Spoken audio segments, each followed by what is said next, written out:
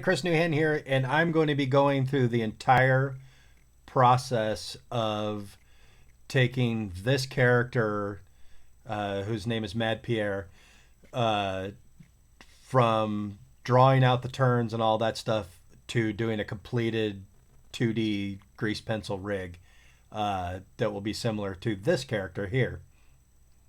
Anyway, follow along. It's near real time, all my uhs and pauses and all that stuff, and you'll actually see the entire process of me drawing. Enjoy. Hey everybody, Chris Newhan here. So I'm going to go through the entire process of building this character in Blender. I did these turns over a year ago. I don't really like any of the drawings, so I am going to largely ignore them in favor of just doing this purely within Blender. And so, as I did in my previous video, I am going to use this rough 3D as a guide uh, to draw the the turns. So I have this model. There's some differences between this and the drawing. Like the CG version comes out feeling very stiff and mechanical, but it will still be a guide as I hand draw all the shapes. So the first thing I want to do is I'm going to, as I did with the eyes here, I am going to get, I'm going to draw the hair, the rough hairline in there so I can use that as a guide for my turns. So first thing I want to do is right now the eyes have a mirror modifier on there, so anything I draw is going to appear on both sides, and her hair isn't symmetrical, so I'm just going to apply what I have now. Oh, gotta exit draw mode, apply. Okay. All right. So I just need to get this rough. It doesn't need to be exact. The the drawing that I have here was a concept sketch, and some of it won't quite work in the turns. That always happens. Um, but I will get as close as I can. So I noticed that the part in her hair starts over to the side of her eyes, and my eyes in the 3D here are a little bit farther out than they are in the other one in the drawing. But I'm just going to get this, jumping in really quick to cover something that I didn't mention in here. And I covered this in my previous video, but I'll put it in here too. The way I'm drawing on the surface for this character is when you're in draw mode on grease pencil, so you hit Control Tab, go to draw mode.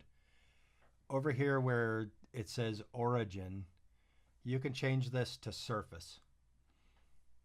And the default height that it draws at is almost always way too high for my stuff. And I don't know if, let me see if that might not be the default. So I'm on surface mode. I also got to change this to view. So by doing that, you'll see that it follows the surface. So for me, I have to set the height to 0.15. I don't remember what it's set to originally, but to draw on the surface, that's what you need to do. Close enough. It doesn't really need to be exact. It just needs to be a guide for me drawing. And obviously I don't have the side information. I'm going to have to make it up. I mean, I could look at that Photoshop document. In fact, let's do that. It may still be helpful for seeing how I solved some of this stuff before. Yeah, see, I don't like this drawing at all.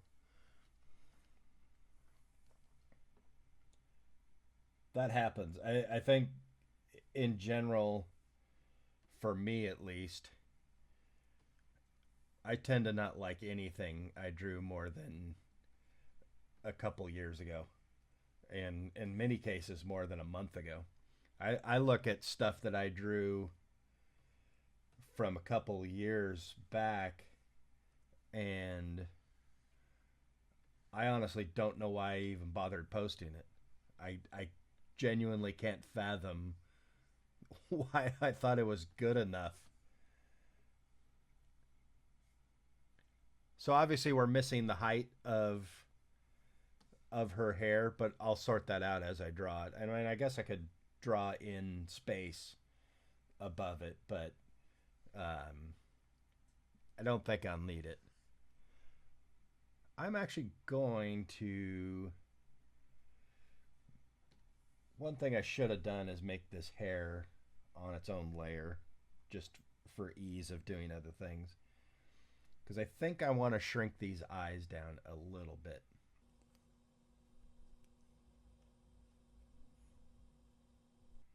I think probably the nose is a little bit too big too in the 3D version.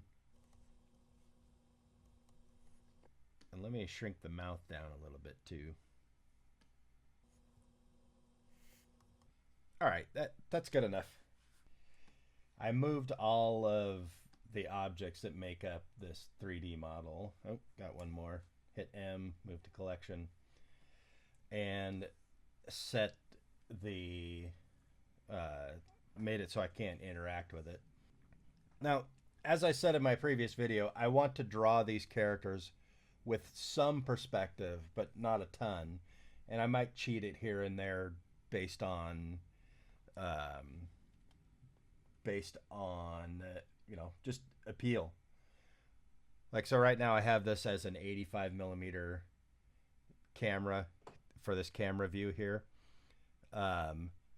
Might actually want a little bit more perspective, so let me change that to like a 50 and then move it closer. So what I want to do now is I want to make a new grease pencil object that is going to be my actual character. So grease pencil blank, and let's call this Mad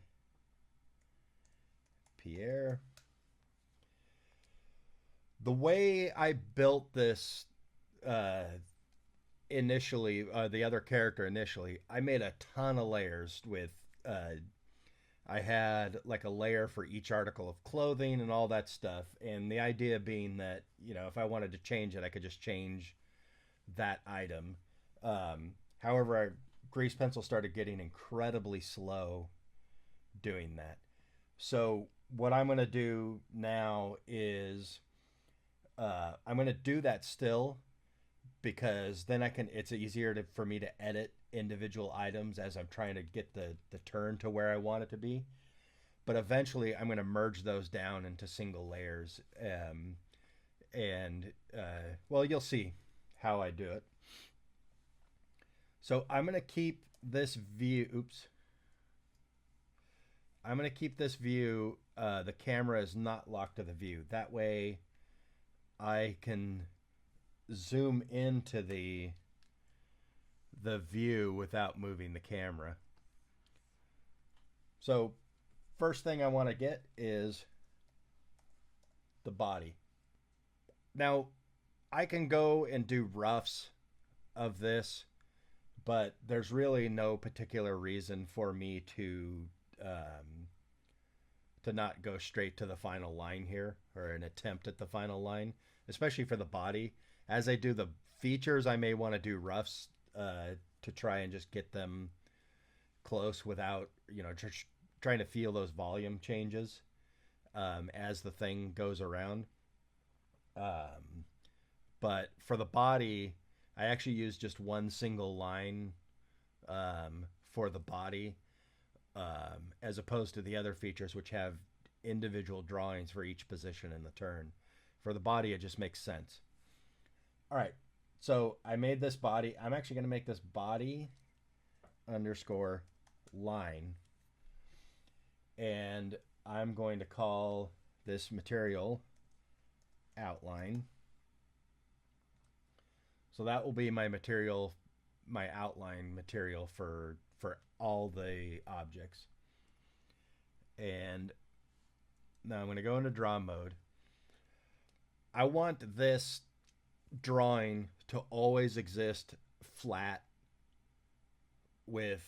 um, with side to side being X, up and down being Z, and Y being the depth in the scene. And so right now I have it set to surface because that's what I was doing for the hair. But I'm going to change this to origin. And if I do view, let me show you really quick. If you notice in this viewport, the 3D canvas is pointed or still facing camera, but over here it's facing camera. Well, if I draw a circle here, you'll notice that it's roughly flat there, but if I draw that same circle here, it is at a different angle. So I want everything to be at the same angle. So I'm going to change this to view plane, front, X and Z. So now, no matter which viewport I draw it in, it's always going to be flat along that X axis or flat along the Y. All right, so I am going to take a stab at drawing her outline. And I'm going to trace the 3D form, but I don't want to get so hung up on it that, I'm sitting there super precise. I actually want the drawing style of Factions to not feel perfect. I don't want those like very measured lines, like say that I would get by drawing, by like using the line tools. I want it to feel hand drawn. And I also don't want to get too carried away with, like, I don't want to worry too much about trying to get one nice continuous line. I'm noticing my pen is a little bit fat, and I want, it took me a while to develop this technique. Instead of just trying to hold constant pressure and get in this very perfect line, I developed this technique of purposely varying the pressure slightly.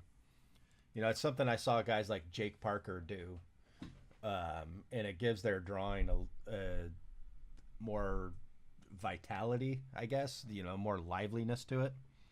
Which, quick side note, Shel Dorf, letterer for the Steve Canyon comic. He was a member of actually I think the founding member of the Southern California Cartoonist Society. That was his critique of my drawing when I was a teenager. It wasn't lively enough, and I was pissed at him. But he was 100% right. That happens. So I'm just going to start here. And remember, I'm drawing the body here. I'm not drawing the full character. So I'm going to ignore the clothes for now.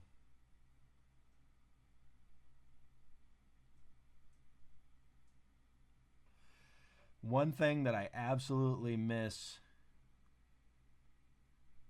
drawing on my computer versus drawing on my iPad is the ability to just turn the iPad. And on the computer, I have to turn my body.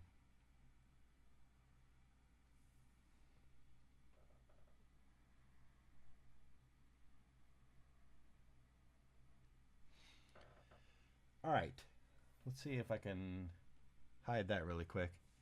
I think that outline works pretty good.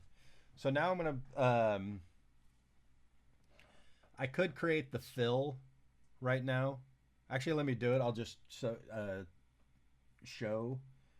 So I'm gonna create a new layer, and I'm gonna call this body fill. So by default, when you create a new layer with grease pencil, it automatically makes a key on there. So I need to move this using these keys. You can adjust which layers are on top. So I'm going to move the body fill down, and I'm going to create a new material, which I will call body fill. And I should actually name these. I got to put a prefix on these because otherwise when I merge this in with other characters into the same scene, it's going to have to rename all these things. So I'm just going to name them so I know. And for the fill, I actually want just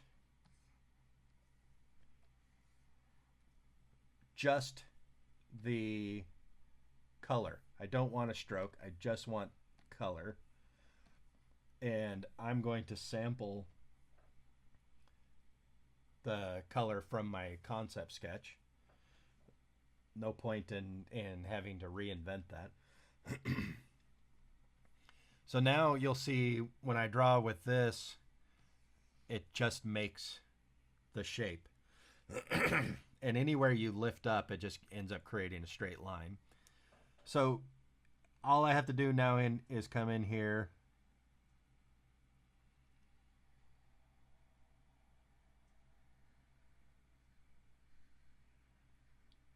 and this I actually do want to make in one continuous shape. And I could make multiple shapes. It's not a huge deal, but I'd rather have it just be one continuous shape. One thing that I've found very much in grease pencil is it creates a shitload of vertices and it has performance issues. And I've tried it on, I'm on a newer iMac, and my other rig usually gets about 24 frames a second, but it dips down frequently. And I tried it on my grandson's brand new gaming computer with a really good card, and I still got the same performance. And maybe there's something I'm just missing, but grease pencil, as far as I can tell, is slower than geometry in Blender. All right, so back to this fill. I have it in there. I don't actually need it. It's sort of in the way because I can't see my character underneath it. And do you know what I'm going to do to make my life easier? I'm gonna make effectively what will be a sheet of tracing paper. So I'm just gonna make a plane and put it in. I'm just moving it, hitting Shift Y, so it only moves in X and Z. I am going to create a new material here. The most important thing though is alpha, blend, and I need to ramp this alpha down. And that's just gonna help fade out my 3D back there so I can see what I'm doing. Yeah, because it was getting hard to see some of these lines on top of the 3D. The other thing I'm going to do is I'm going to change these grease pencil lines to be something other than black. That way they're easier to see when I'm drawing black outlines over them. Oops. All right. All right, so now I'm going to move on to drawing the clothes. And as I said earlier, I'm going to start out drawing these in separate layers. That way when I want to edit something, it's easier. I don't have to, all I have to do is lock a layer with this little padlock symbol over here, and then I can adjust especially like if I want to do sculpt. I end up using the sculpting tool a lot to tweak little lines here. Like the fact that, here, I'll just show you. I'm on the body outline here, and I actually, because I traced the, um, the body fill already, I need to adjust that too. But I can just go into sculpt mode and use push. Actually, I'll use grab. Don't really know what the difference between the two is. I'm going to use F to resize this. And all I'm going to do is try and get this bottom to feel a little bit more symmetrical. And I'm not looking for perfection at all. But when I'm doing a turn, having those roughly symmetrical helps a lot, because you want to have that thing travel around, or the illusion of it traveling around. All right, that's good enough. Again, I don't want perfection. So I'm going to lock those two layers. Actually, I'm going to hide the fill so I can see through it. And I'm actually going to also, on the body line, take this opacity down just a little bit, so when I'm drawing these new shapes on top of there, it will look more, or it'll be less distracting. So I'm going to create a new layer, and I am going to call this shirt, and underscore line. So this will be the outline for my shirt. So exact same tool, I'm using the or exact same shader. I'm going to use the Mad outline shader, and I'm going to come in here. Obviously this line is going to be covered by the shirt, by the scarf, but if there's ever a reason I want to have the scarf taken off, I have the drawing underneath there. And the way the shirt, the way I imagine what the shirt is it's got a low dipped top. Not a tank top, because she's wearing a long sleeve shirt, but so this outline on the outside of the shirt, I'm going to have it be just a bit outside of where the body outline is. And I may actually even bring that body outline in again with the sculpt tool, so it doesn't feel like she's getting too thick.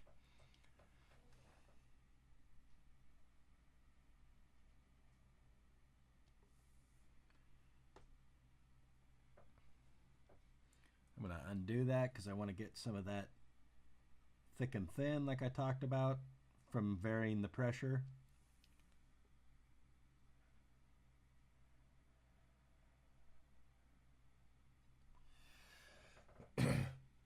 Now the thing I talked about putting that line on the outside, it doesn't really matter. I could always just delete whatever lines are underneath there. But I don't want to have to recreate them later if I want to make a version of her in a bikini or her underwear. Or Factions is a rated R cartoon, so I may even need her nude at some point. And I don't want to have to go recreate the entire character if I delete all that geo. So let me draw the bottom, and I'm going to go slightly below the pant line, because the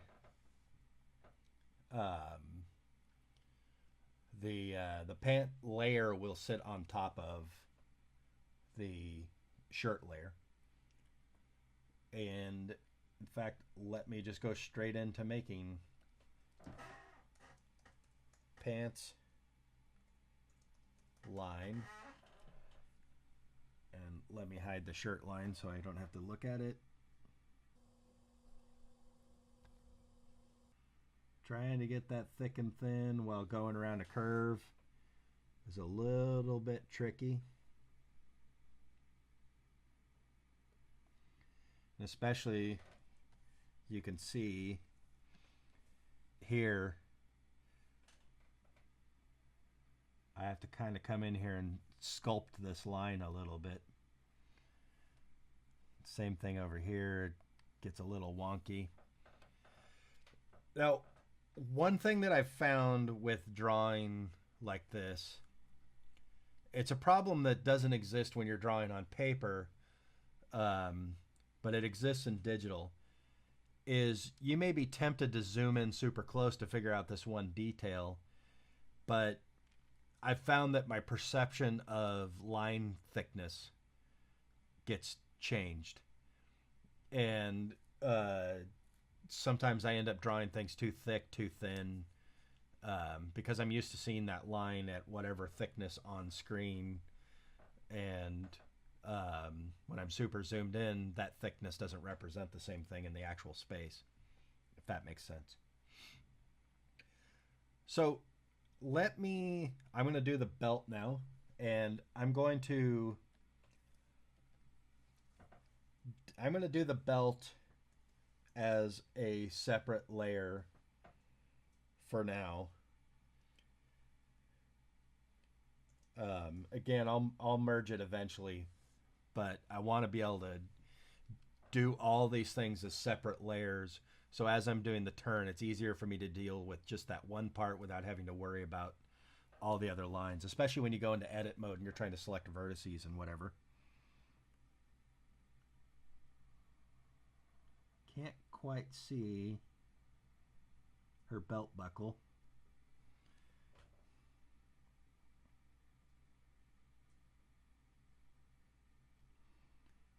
So Factions takes place in not a real time period. It's sort of a post-Cold or post World War II 70s-ish type of era. So the technology is of that era, not, there's no cell phones or anything like that. And the clothes, the fashion that of the characters is roughly based on that. Like Buck wearing a turtleneck with a blazer is a very 70s thing. Like if you watch a movie like, say, The Mechanic with why can't I remember his name? Jan Michael Vincent's in it, but he's not the one I'm trying to remember. Anyway, it's a movie from the early 70s, and the styles of that era are what I'm going for. All right, so now I'm looking at the outline for the body again, and I'm noticing this kind of lump here. So I'm going to fix that. And in this case, I want to have all the layers on. And I'm going to go into sculpt mode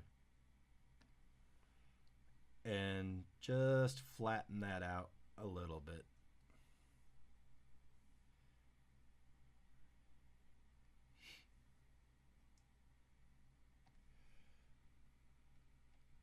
Turn all that stuff back off. All right, so now I'm going to draw the scarf. In a scarf layer.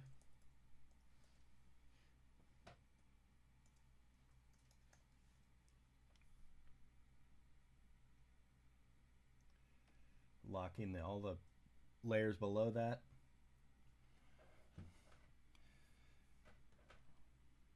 This is where I need to reference the 2D version quite a bit more, because the 3D that I built the scarf doesn't feel the same at all.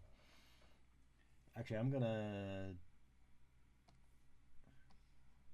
drop the opacity on the shirt layer, so as I'm drawing this, it's easier to see.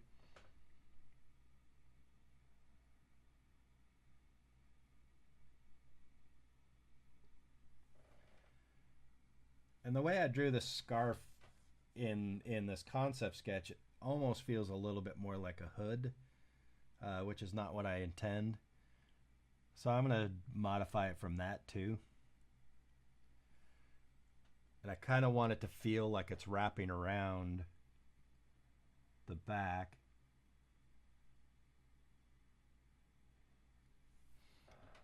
So I get that, and maybe that's even too wide, but there's an element of cheating in 2D cartoons. A cheating of the perspective, cheating of the faces.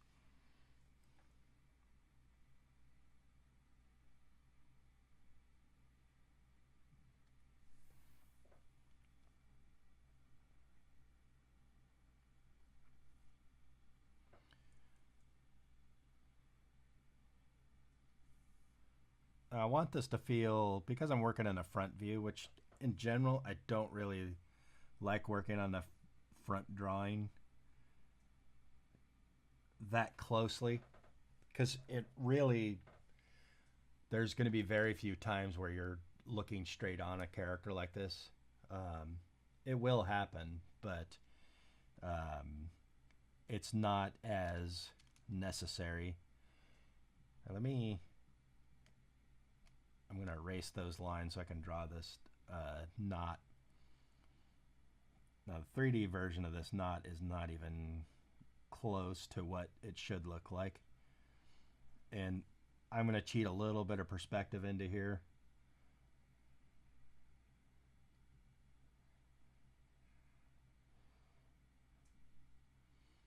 And get a little bit of a hint of folding.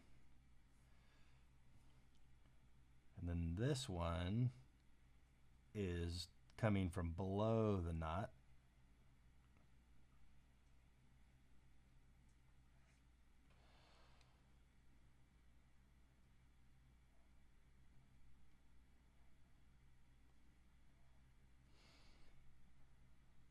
I actually don't, yeah, it looks fine. Okay, so I'm going to go quickly and make the fills for these different pieces, and then I'll move on to the breasts. So I need, below the shirt line, I need a layer that I'm going to call shirt fill.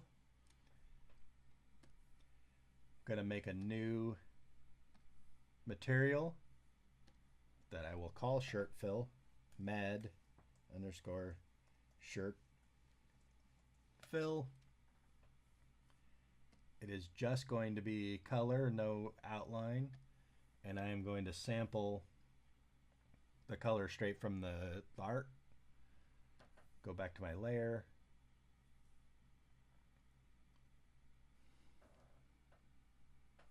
Oh, let me turn my shirt outlines back up. I'm going to turn these other layers off so I can see better.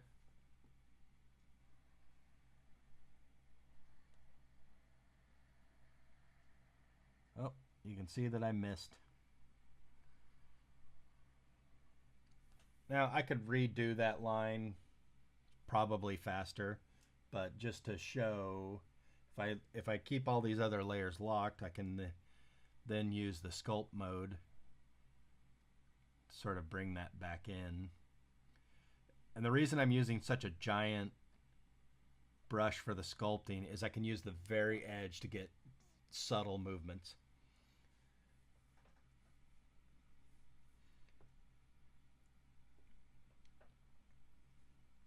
All right. So let me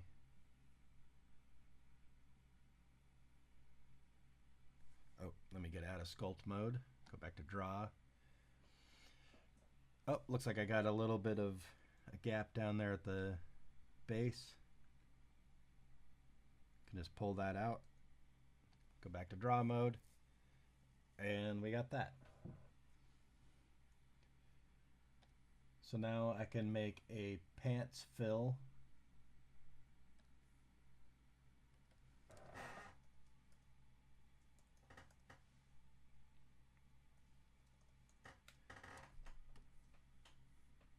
make a new material that I will call Pants Fill, or Mad Pants Fill.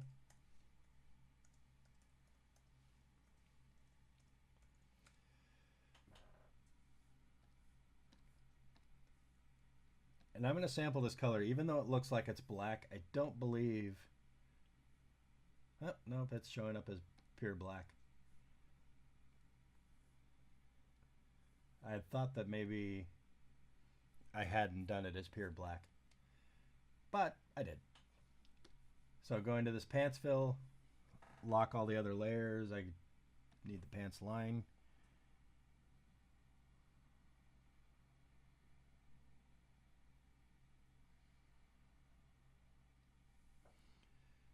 Looks like I missed a little bit again. So go into sculpt mode.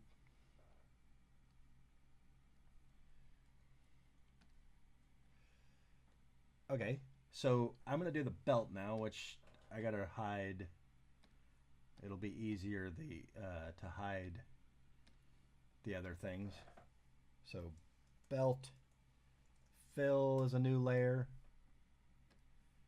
and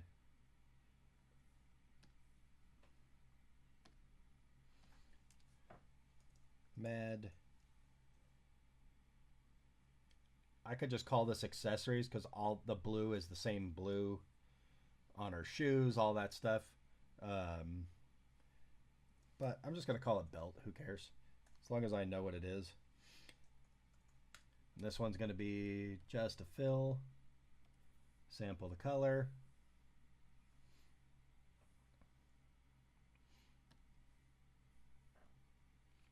Need to turn on the belt outline. Turn off the shirt.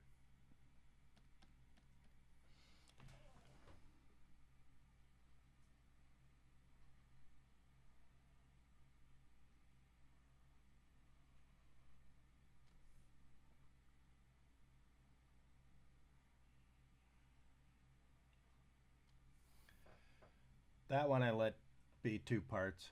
It's not a big deal. I'm noticing some more gaps in my pants fill when the shirt layer is turned off. So let me lock everything but that, go back into sculpt mode.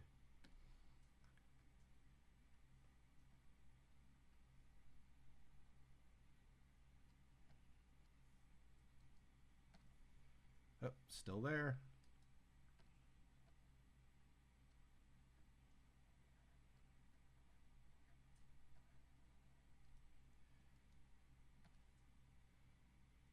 There, got that. All right, let's see where we are. I'm going to turn all this stuff on and... Oh, let me do the fill for the scarf.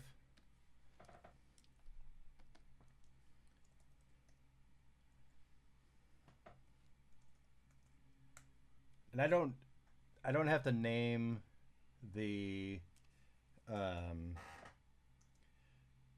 individual layers with the prefix because they exist within the object and Blender doesn't care if they're named the same thing as something else, like pants fill. So the scarf fill will be that same shader as the belt. So one thing I definitely tried to do with these characters, and I'm trying to do with the backgrounds, is keep a very controlled palette. I don't want to put every color I can think of into these characters. You know, unless there's a reason for a particular character to have lots of color to them, there's no reason to artistically I don't want that level of chaos because it gets harder to get them to look good against backgrounds. But if I know a particular scene is going to have this character and Buck and whoever else, then I know can take them in and choose my colors for the background and make sure that it works against that background color. And if they have tons of different colors, then that just gets harder. All right, so I have pretty much the body. I might do some more sculpting on the around the bottom of the sausage shape, but for the most part it's there. I think maybe some of my lines are too thick, especially on the scarf lines look a little too thick. And I can use the sculpt mode. If I go back into sculpt mode, I have this thickness, and it kind of makes it hard to, okay, and then I can just turn off the overlay. As I can come in here and use this thickness thing in the sculptor. It's reacting way too quick, so I'm going to reduce the strength. And I'm holding down control for it to have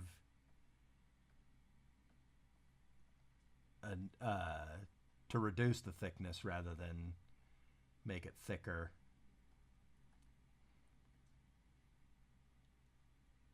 And again, I'm using the very edge of the pen, or the shape there, so I'm getting even finer control. Yeah, that looks better.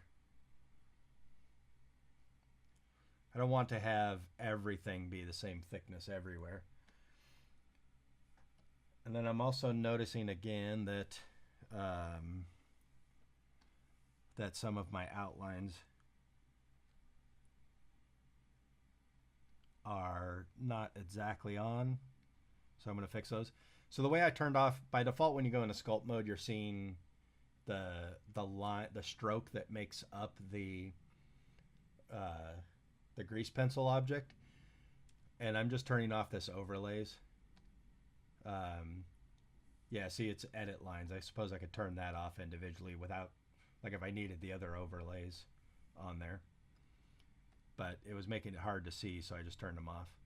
And I'm seeing some other things. Like I said, I will frequently come in here and just go into sculpt mode, and I unlocked all my layers so I can see, or I can affect everything, because I don't want to pull too much with like, say, one layer where it might be completely off from the other layer. So if I move just the body, it would get off, so far off that the other pieces wouldn't line up, and then trying to rematch all that stuff up with the sculpt or however would get challenging. So I'm going to do a couple more little tweaks here. One thing you'll notice in this drawing, her bottom is a little bit more flattened out than the top of her head. So I'm going to try and get some of that.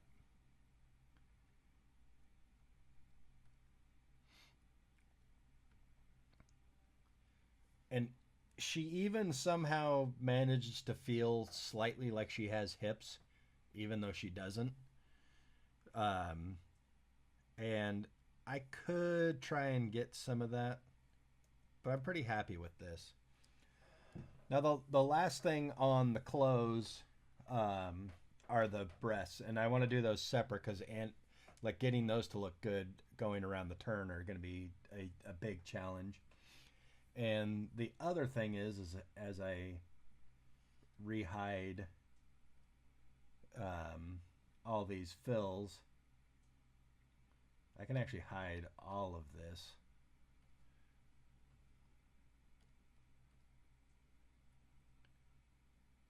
I made the 3D version of the breasts are too big for this character. It's not, doesn't really fit her design, but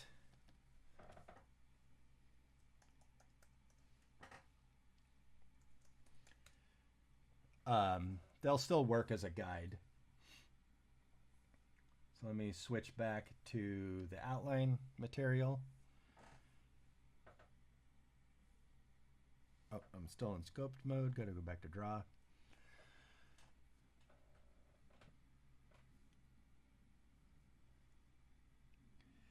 Now, the way I'm doing the breasts in this are meant to be a little bit comical.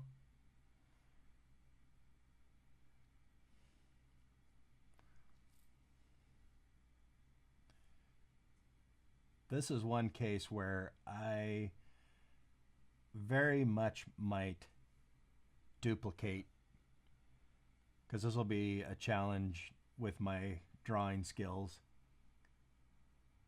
to get these to feel even remotely symmetrical.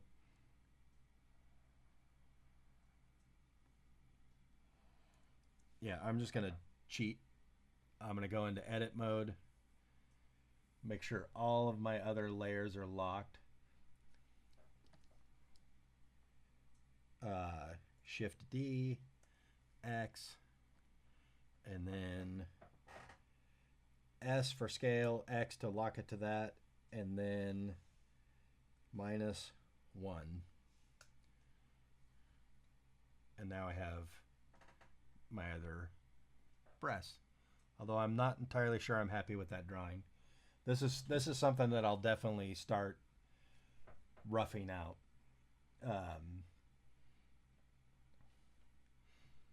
Okay, so I'm gonna keep going on just the body here, and I'm gonna start doing the turns. And what I'm gonna do,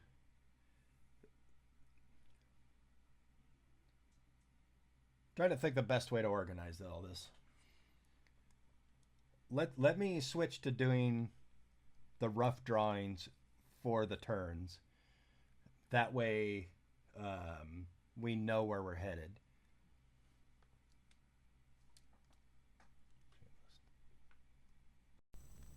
All right, I'm going to end the video there. The next video will show me roughing out the turns for this character, for all the different body parts and items of clothing as it circles around the character. Let me know in the comments if you have any questions, anything that I covered that isn't quite clear. Maybe some of it will be covered in later videos, but I might not think about it. So let me know if there's something you need more information on. I can make a separate video for those.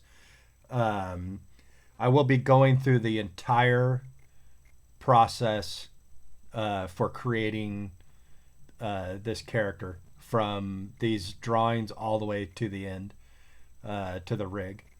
All right. See you in the next one. Like and subscribe. Follow me on Instagram, @ChrisNewhan_art.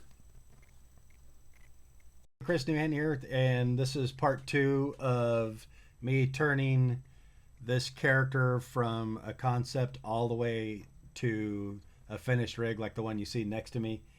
And in this one, I'm going to be doing the rough turns, figuring out some of the clothes and body style as they travel around in this turn, before going on to inking and all that.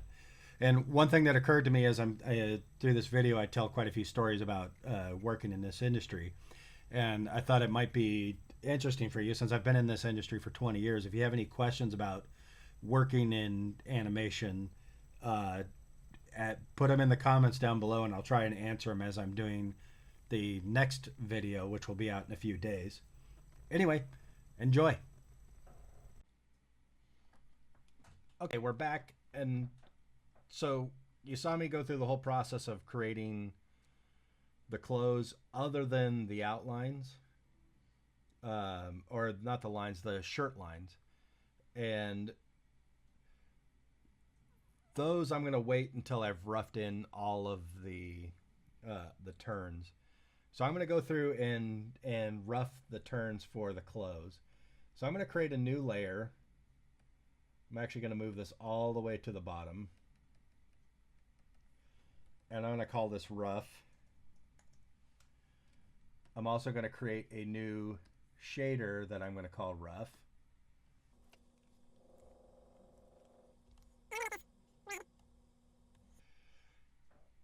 And I'm going to just go through now and step through. I'm going to turn on the auto keying. So as soon as I start drawing, it's going to create a new frame. So I'll just stepping through the keys. I have this set up with these turns as I showed in my other video. You get the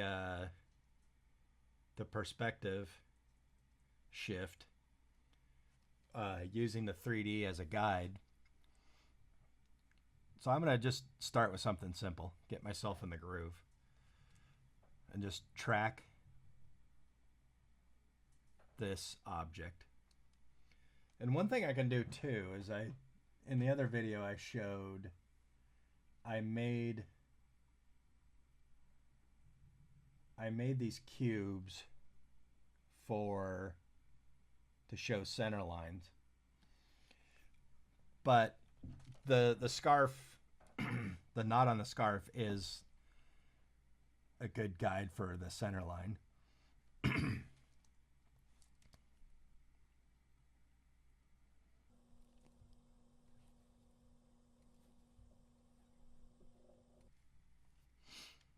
All right, so I have that roughly tracking, and I don't need to draw the other side because I can actually duplicate and mirror those drawings over. And I can even set up in the rig that it automatically mirrors the rig when we switch over, which doesn't really work if your character is asymmetrical. Like I wouldn't want her hair to be mirrored and then suddenly look like the same side. And I could do that. I could live with that in a lot of cases, but I don't want to do that here. So I don't really need to redraw the scarf or rough out the scarf or any of the other parts in the front view because I already have those. So I'm just going to continue drawing these. And I got to make this feel like the way I drew it, not the way the 3D goes. I just want this rough guide for as I draw it. I'm not trying to figure it out as I'm inking. And so I know I changed the shape a bit of the hanging parts of the scarf. So I want to make sure that I reflect that in these turns as I go.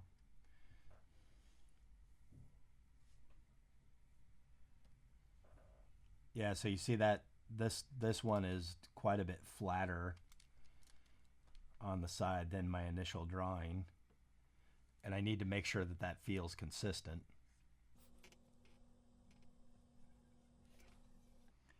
And some of these complex curves that you get here are not necessarily the kind of thing you would think about even drawing as you're quickly scribbling this together. But one of the things that I will cover a lot is that accuracy isn't necessarily appealing. So I don't think I want to have that. If you saw let me hide this. You can see that there's a bit of a complex curve to the 3D back there. And I don't think I want to replicate that. I want to have it be a cleaner line. And it's a cheat, and maybe it comes back to bite me, because as you see, we come around. Maybe I can do it, but just have it be a little bit more subtle.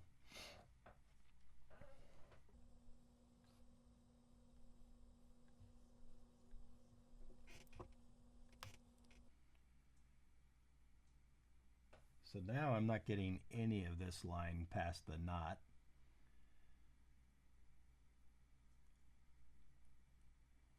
And these two hanging parts, you can't they've kind of merged into one.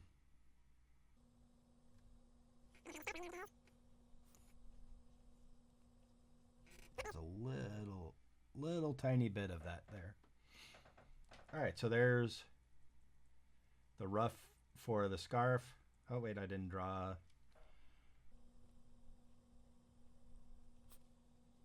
I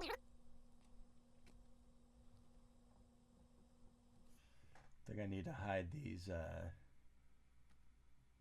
arms and hands because I can't see what I'm doing. So I want one thing that I did like from my turns here. So if I go to, you'll notice the scarf has a bit of a curl, and I want to replicate that. So it's not just flat stuck to the body.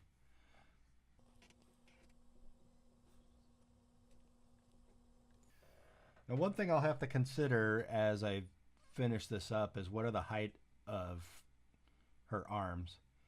And if I do have to have them go over the scarf, do I care?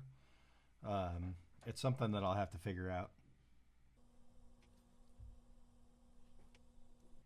One thing I want to do is as the scarf comes around, as the hanging part of the scarf, the ends of the tie come around, I want to give them a little bit more so they don't feel completely flat against the body. Normally with something like this, I would just redraw it. But for whatever reason, I'm not. And then I also want to see this end of the scarf going into the knot.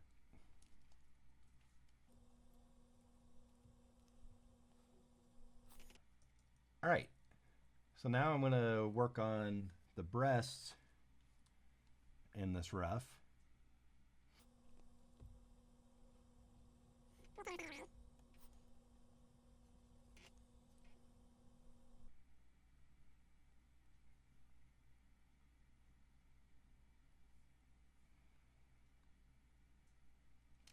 Yeah, it's a challenging thing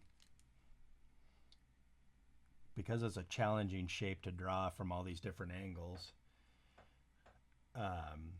It would be easier if I scaled the 3D version for my reference. But I'm going to push myself to just draw it because it's an overall goal of mine to just it. One of the reasons that I gravitated towards 3D, which I imagine is like a lot of people who are using 3D, is maybe your drawing skills aren't the best. And I've been pushing myself to not accept that as an excuse.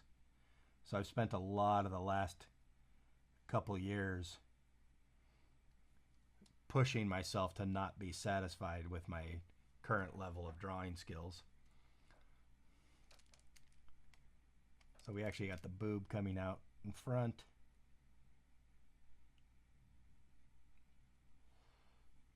Of the scarf here. So now I can step through and make sure that the volume feels like it's maintaining and feel like that the outline is in the right spot. So as I come around, notice that I kept drawing the outline going up farther on this side. But really, as I come around, I want that outline to be more favoring the outside.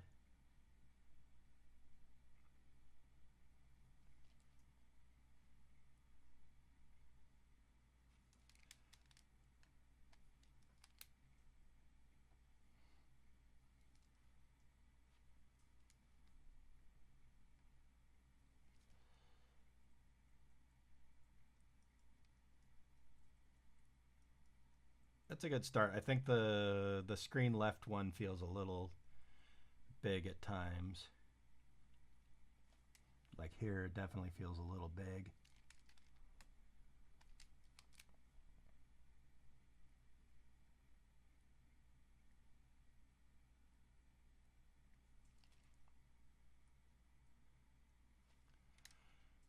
There, it feels a little big.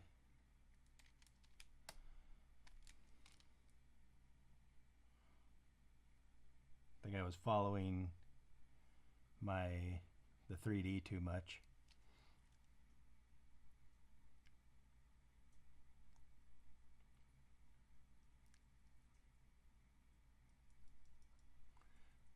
All right, now I'm going to do the belt.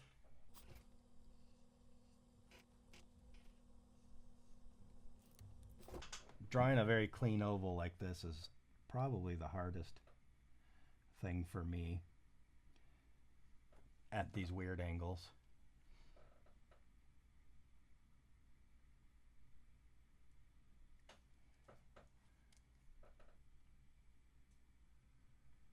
And someone commented on my last video saying, why not just do the toon shaded? And the fact is, I don't really like the look of toon shaded 3D. I think it works good for some mechanical things, but a lot of times what toon shaded 3D looks like to me is just that. It looks like a 3D object with some outlines on it. So it doesn't feel, it never feels like a drawing. And I want factions to feel like drawings, not 3D. And it's not that that can't look good. Like, look at the stuff that Lightning Boy Studio is doing, and it looks great. But that is their style that they're doing. I'm noticing here that the belt buckle's volume doesn't look consistent as I'm going through, and I covered this a little bit in the previous video, that you could turn on onion skin and the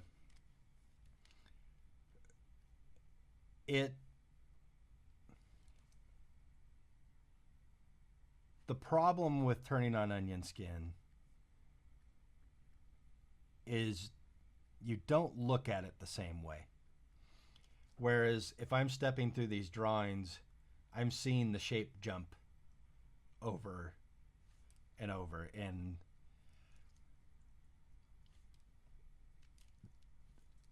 I don't, if I do onion skin, the tendency is to just try and take that drawing and figure out where the lines go in between. And you're not really thinking about the shape of the object itself. You're thinking more about just trying to get those lines to line up. And in order to draw well, you have to be able to draw the volumes of the things. And relying on onion skinning too much messes with that. All right, I'm noticing that as I go from that drawing to this drawing, that the scarf is changing quite a bit. So I'm going to get a little bit of the hint of that coming over. I don't know exactly what would be accurate, and I suppose I could model it and figure it out, but I don't want to. Just get on with this phase.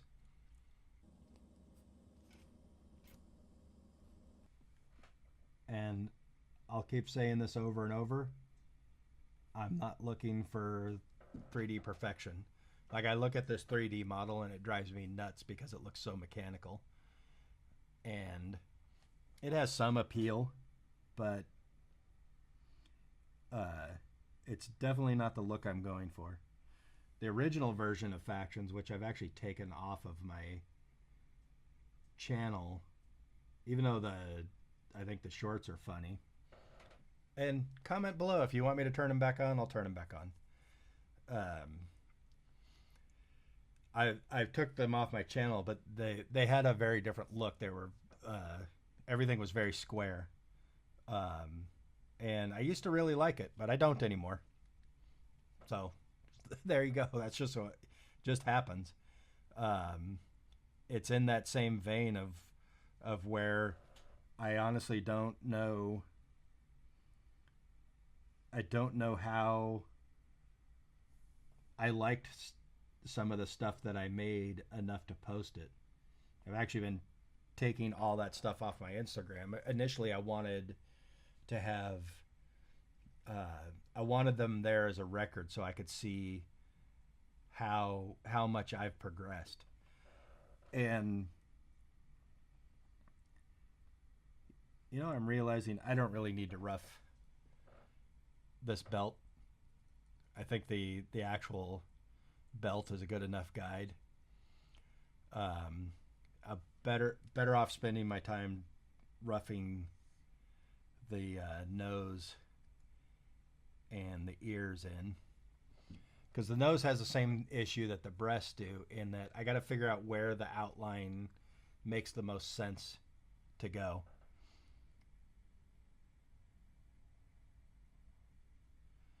So in looking at my original drawing, she has a much flatter nose than the 3D. And it's also, I think, overall smaller.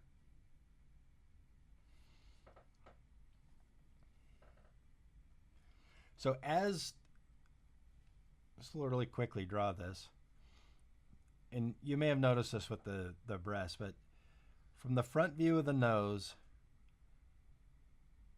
as I go around in this direction, I'm going to take some of this side of the line away and keep that side.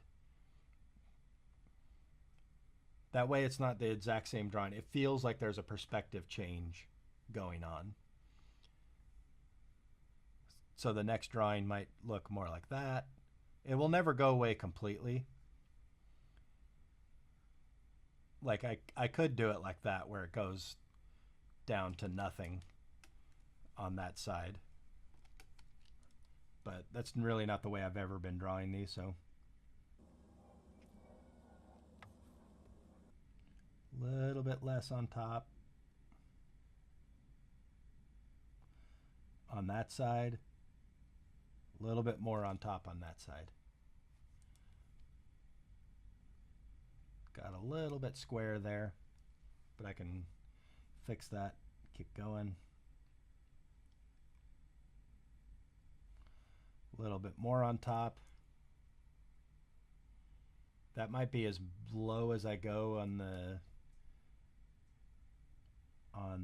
the side facing us.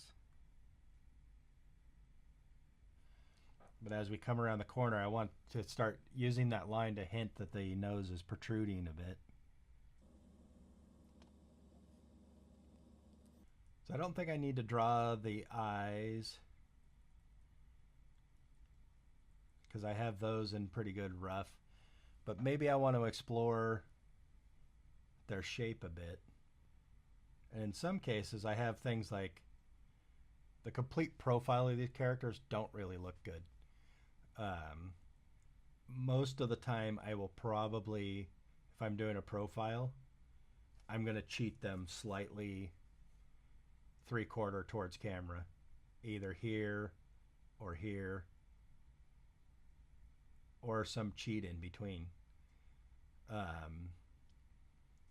Because just that doesn't look appealing. Like you don't see any of the eye, you don't see any of the mouth, and taking this flat sausage shape and drawing feminine lips on here just kind of looks weird to me. But if I do it right here, it still kind of maintains that that feel without having to cross over the outline. And I may end up cheating the eyes from what the 3D is showing me. All right, so from here I would go and start working on doing the outlines for each one of these steps. And I know I've been doing these tutorials kind of in a weird order, but if you go watch the video I posted a few weeks back on setting up a turn using drivers and stuff like that, you'll see where this is going. I am going to cover it in this series of videos, but I wanted to have those shorter, like quick. You get to see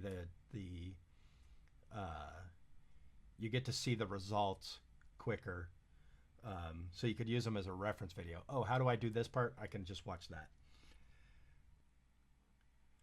I'm going to jump forward a couple of drawings because there's some interesting challenges here with the scarf, and then also getting the smaller breast to look like they're coming around the corner. And there's some stuff I have to figure out, like whether I want to continue that body outline all the way through or do a little bit of a cheat where it doesn't quite show through. And those are some stuff I'll figure out as I'm inking.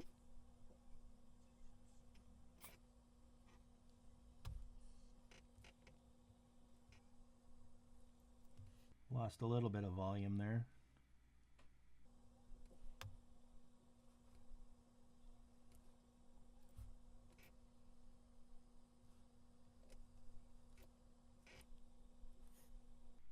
Another big thing to figure out in all this is going to be tracking those the shirt lines. And there's a reason I drew the grease pencil going over the breast, because like as you'll notice here, I wanted the lines to feel like they go over that curve. And even though I will merge the clothes all into a single layer at some point, I might keep the breasts separate because there'll be animation of them bouncing. In the piece that I'm working on right now, she's coming down the stairs, and the roughs that I've done, I'm indicating that there's some bounce to the breast, and having those be on a separate layer will make that easier.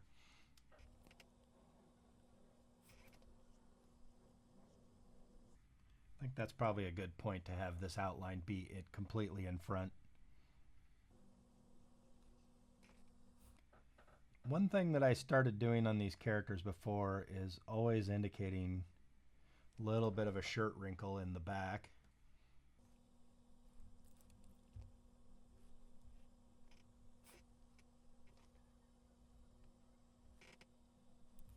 Want this little curl up here a little bit different. So now I gotta figure out, I gotta track that wrinkle around. Although it might end up competing with the shirt lines. So I may have to get rid of them. I'm gonna rough them in for now.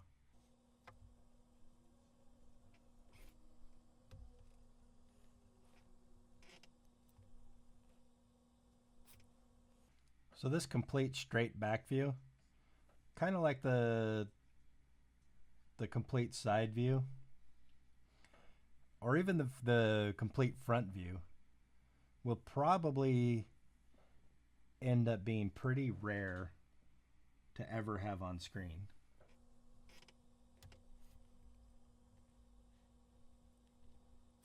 Because most likely, as I covered in the other video, a lot of times, this is something I encourage people to do a lot. A lot of times in live action, you'll have what's called an over-the-shoulder shot. And the thing I encourage everyone to do is go watch movies and draw stills from from their frames. So if I have a character talking to another character, I might have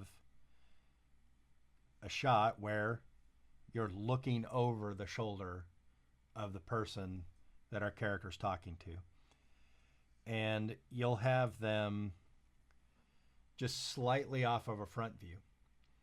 And if you go watch something like Blade Runner 2049 or Denis Villeneuve's newer his version of Dune, you'll see this a lot. You have this shot, and the image I have, the frame that I'm on right now, is probably where I would have a character for a shot like that. Not this front view. I would have it there, maybe here, but that's starting to get a little bit to be a different type of composition. And in order for the reverse of that to not just feel like you're popping from one spot to another, you might cheat. So now I'm going to keep this character on that side of the frame, but now we're going to be looking over their shoulder. So instead of just putting him right back in the same position, I'm going to make this, the reverse shot, be moving the camera over a little bit more. So in that case, it will be slightly more 3/4 for that character, more like this, but the reverse in this example. So these are considerations you have to have as you're planning out your character, how you're going to build your character. And frankly, it's one of the things that's been kind of paralyzing for me on proceeding. It's just like making sure that my rig is perfect to move forward. And I'm trying to get out of that mindset. I just hate having to go back and redo a bunch of stuff. Because on the original Factions run, there was probably 4 or 5 times where I realized something wasn't working, but I'd already taken the idea that I currently was using and replicated it replicated it for about 5 characters. So I'd had to go rework all of those characters. And you know what? That stuff just happens. And for each short, there's a bit of me going, okay, I have to freeze technology, and that's however I made this is how I made it. And in the case of this now, because it's all drawn, I will just redraw it. I will hand draw it if I have to for the piece that whatever I did is not working for. Okay. So I'm going to continue doing this just to get all these turns roughed in. The scarf is something that I don't really want to be perfectly symmetrical as I do the turn. So I may not want to just copy the drawings. I may change my mind later and just copy the drawings and then mirror them, sort of like I did with the breast in the earlier part. See, there's a big position change with my wrinkles there. And it's something that you'll see better stepping through the frames than if it was the onion skin. You'll see that it's different in the onion skin, but you might not realize how wrong it is. And even though I'm roughing this in and I could just go straight to doing the outlines, the reason I will bother roughing it like this is it gives me a chance to explore some ideas in a sloppier way that then I can go solidify when I do the inks. I mean, it's the same way, the same reason you do roughs in general. And the other thing is I might find something that I did with one of my drawings in the rough that I prefer and want to replicate that across the other drawings. And if I haven't gone through the trouble of doing that clean ink, then it's not a big deal. I haven't lost as much time as if I had gone through all the trouble of doing those cleanings. But you'll notice in general, I'm concentrating on one thing at a time. Sometimes I jump around depending upon my interest. You know, something catches my eye and I want to spend a little bit more time on that.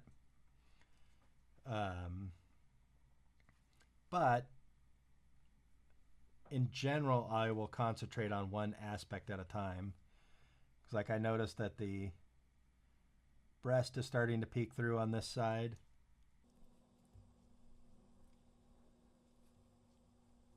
Now, this might be where I definitely start copying the drawings because, like I said earlier, it's a complex shape um, that will be hard to get consistent, um, especially as these drawings start connecting with the other ones.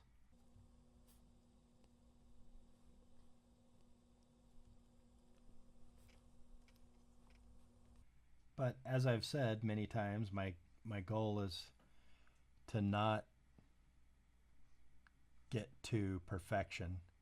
I want it to feel hand drawn. And I've even been tempted with this series that I'm working on to hand draw the whole thing. But the reality is I have a full-time gig. I direct on a new Lego series. I'm the supervising director. So having a lot of spare time for stuff like that, well, I just don't. And I also have other things that I do, consulting with productions, just to help them make sure that they're being efficient and stuff like that, and helping them develop their pipeline. That's actually what I did for Arcane. I wasn't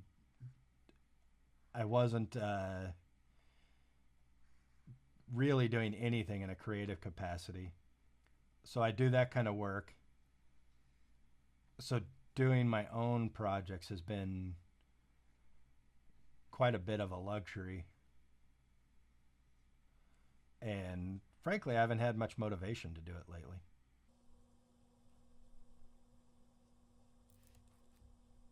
But for many reasons, I have wanted to get back into it. Mainly because, I don't know, it's just more satisfying making your own stuff than making other people's stuff. Even when you really like the stuff you're making, if it's not yours, it's still not the same. And even, like, there are projects when you get to put a huge portion of yourself into them, and the work can be pretty satisfying, but it's still not your work. Um, a good example of that is I worked on Planet Sheen. The show was being done by a studio in Canada.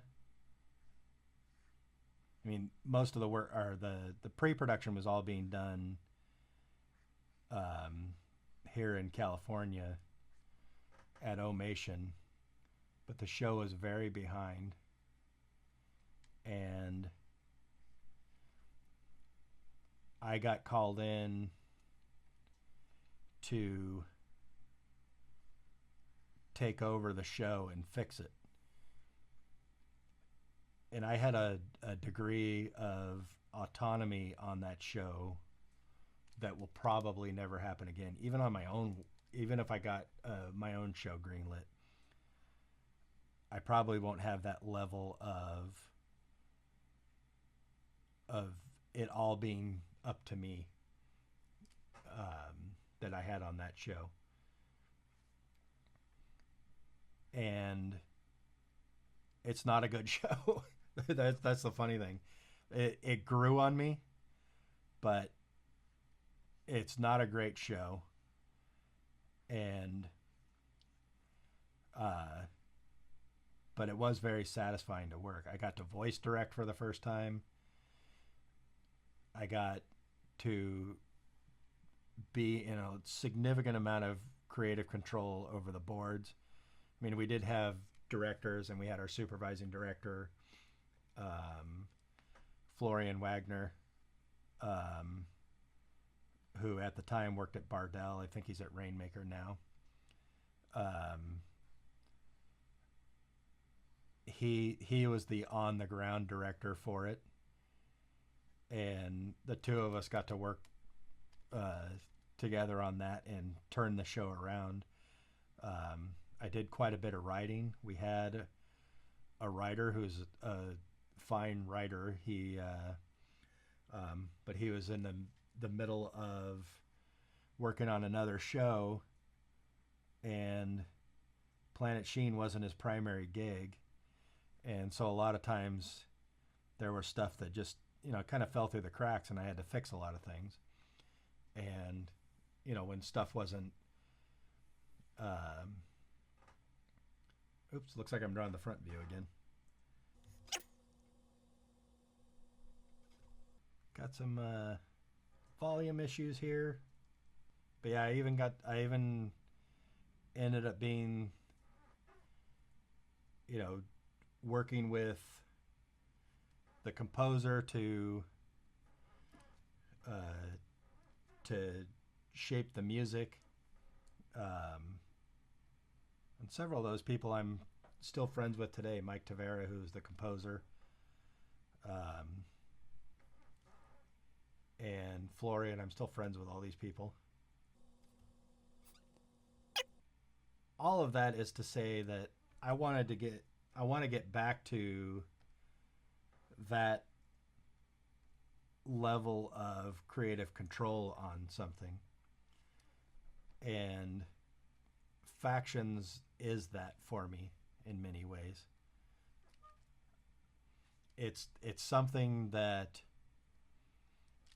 although I've had interest from studios in it, it's something that's kind of hard. It's a hard buy-in for people. And the way this industry works,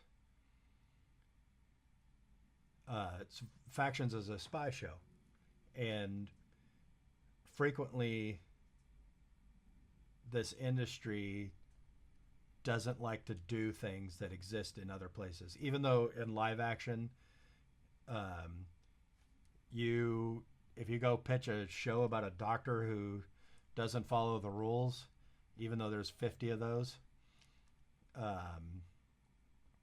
they seem to greenlight more of them. But in animation, they will say there's already a spy show, and there's already an animated spy show, which is Archer. And inevitably, every time I've pitched, or me and my friend Mike Ray, who helped me develop the current version of Factions,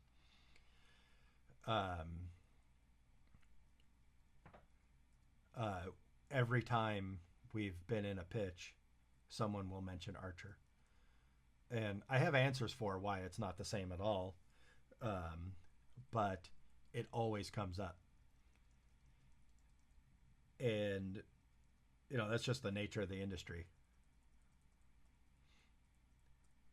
So I want to do this show in a particular way, and I know I can do that if I do it myself. All right. One of the other things that I want to get in this rough are the ears,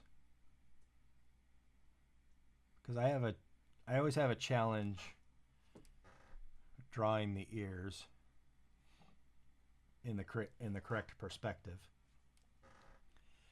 And some of that will likely be because sometimes I just want to cheat it. As I keep saying, it's the most important thing is the appeal of the drawing, not the accuracy of it in the 3D space.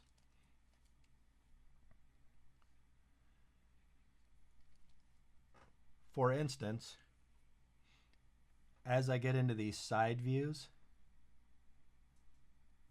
I tend to cheat, even though the ears are flat, like just sticking straight out.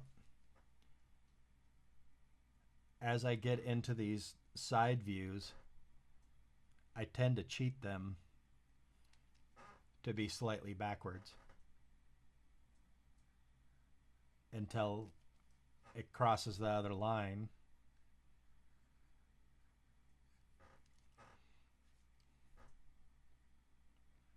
And the reason is it just doesn't look good to have just this shape as the side view of the ear.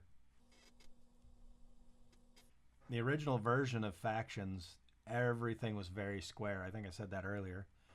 But even as I translated into these more rounded drawings, I kept the nose very square. And it wasn't until about, I don't know, year and a half ago that I started drawing the nose round. And I would always, just as I was sketching really quickly, I would frequently draw the nose as an oval like that, just because it was faster than sitting there going like this. And at one point I just went, oh, I like that better. But I've kept the ears square.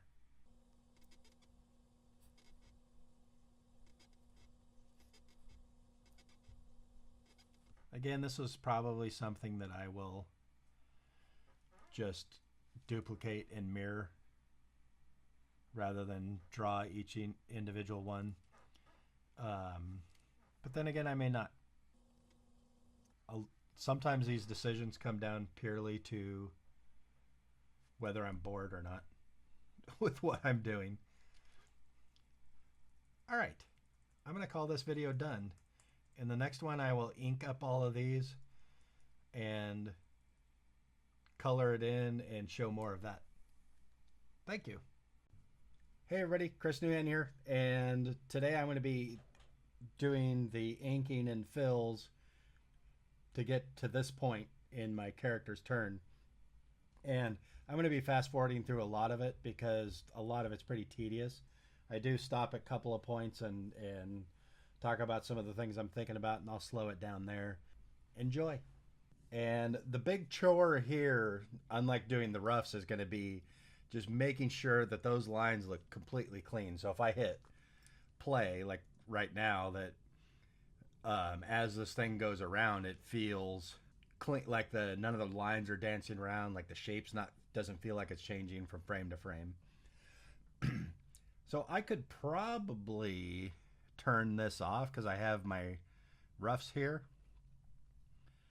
I might turn it on occasionally for reference, but for the most part I don't really need. So I'm going to start on the scarf, and as I said before, I don't like to zoom in too closely, even though it would make it easier, because it changes my perception of how I get the little waviness to the line thickness.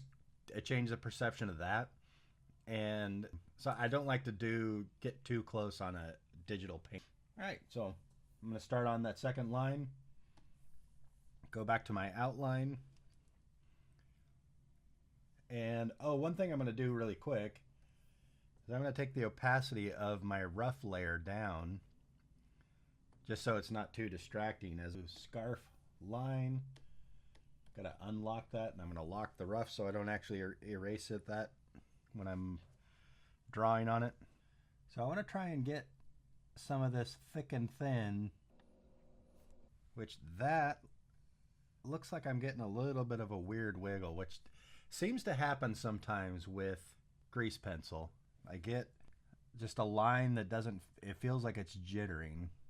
Oh, I think that's why. My grease pencil is set to surface, and I I want it to be on origin and front XY. Remember, I covered this in the previous video that I want to make sure that my drawings are flat, completely flat, not angled in any way to the world. See if that fixes the issue. Seems to. So one thing you'll notice, and sometimes this is distracting for me, but in this case it wasn't, and I'll redo that. When you start drawing a new frame in grease pencil, you'll notice I have the auto key turned on, and that automatically creates a new drawing for that frame. But one thing you'll notice is my other drawing doesn't disappear until I've lifted up from the first line. And one thing I do sometimes, if I just need that drawing gone, I'll just go in here and just make a dot.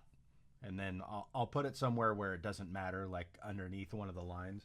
And that will get that drawing to completely disappear before I start doing the inking. So I'm going to draw this again.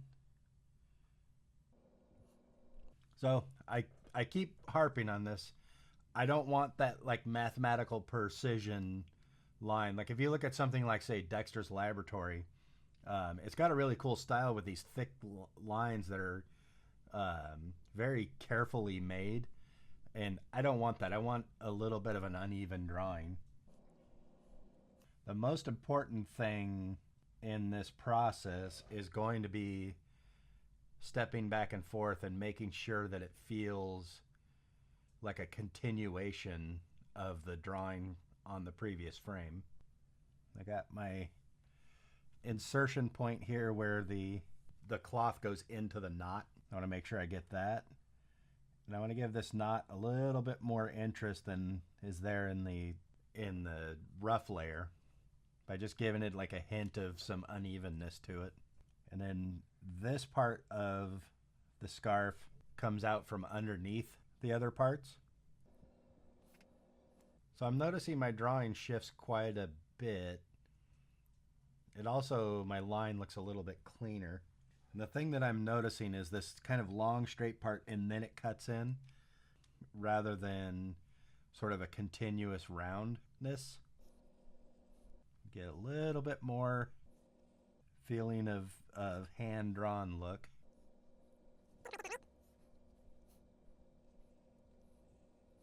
Yeah, there's a fine line in this like level of perfection that I want, or not wanting perfection, between that and just having it look bad. One of the things that I'm noticing that I think I might not like is how much the scarf is pointing this way, and then in the very next slice of the turn it's pointing completely the other way. One thing I found too with grease pencil is sometimes I end up with a round end when I pick the pin up all the time. And if I want a completely tapered line, I find that it's easier to go in reverse. And it's a little bit easier to do with an actual brush and is to get a point on either end.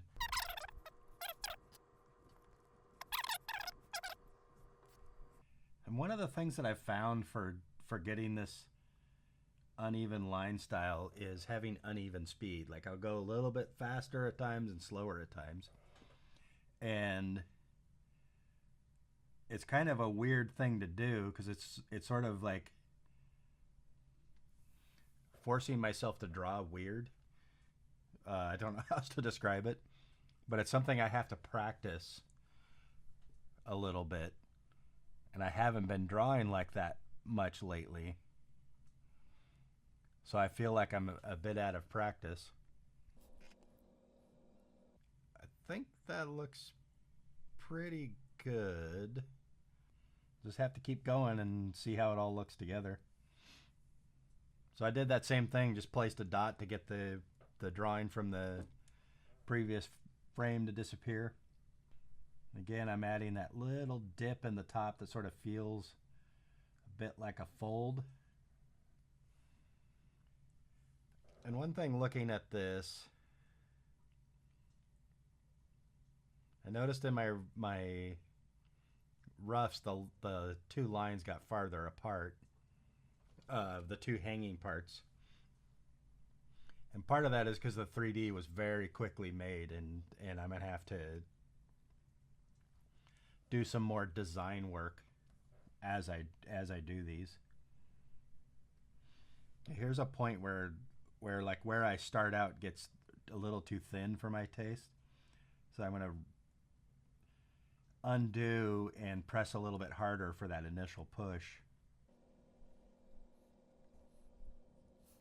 And sometimes what would I've heard it called sculpting your line is you're not trying to get that clean line in one pass. Um, you'll do one pass and then you'll just kind of recover that same point and sit there and just build your line to what you want rather than trying to get that initial line to just be perfect. Where I'd heard that in reference to is for cleanup 2D animation, because you're using a pencil and you're trying to replicate the feeling of a brush stroke. And I heard it referred to as sculpting that line.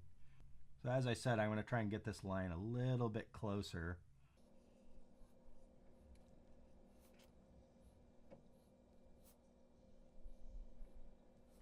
So one thing I'm noticing going through here is the knot is changing size quite a bit. Like on this particular drawing, it has gotten quite a bit smaller. So I'm just going to go in here to the sculpt tool and pull it around, see if that helps. But now it's gotten a little bit too tall. It's also gotten a little bit plain. I'm going to erase a little bit of that and redraw it.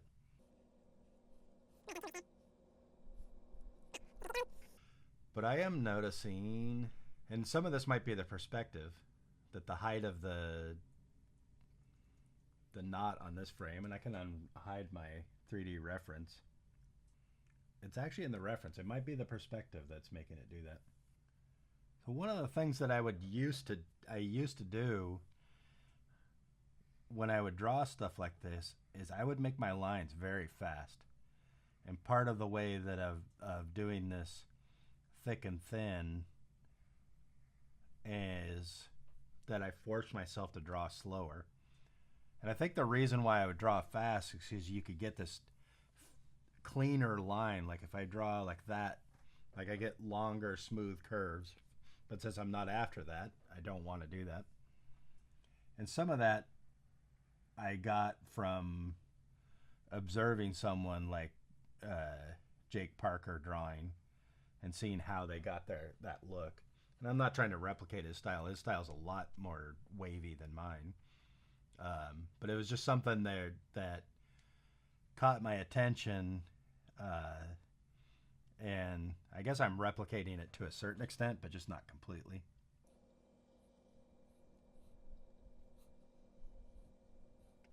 It's a fairly typical thing in inking stuff like this to make a thicker line on the lower side of things. I'm not really doing that here. I actually have plans of doing a separate pass of shading, like heavier lines on parts on the finished work where needed. I may change my mind down the road because as I'm saying it, it sounds like a pain in the ass, and it will be. But it's one of those things where you have an idea of what the process will be, and it doesn't always stay that way. Because a lot of times you have to adapt. In some cases, you're adapting to your skill level.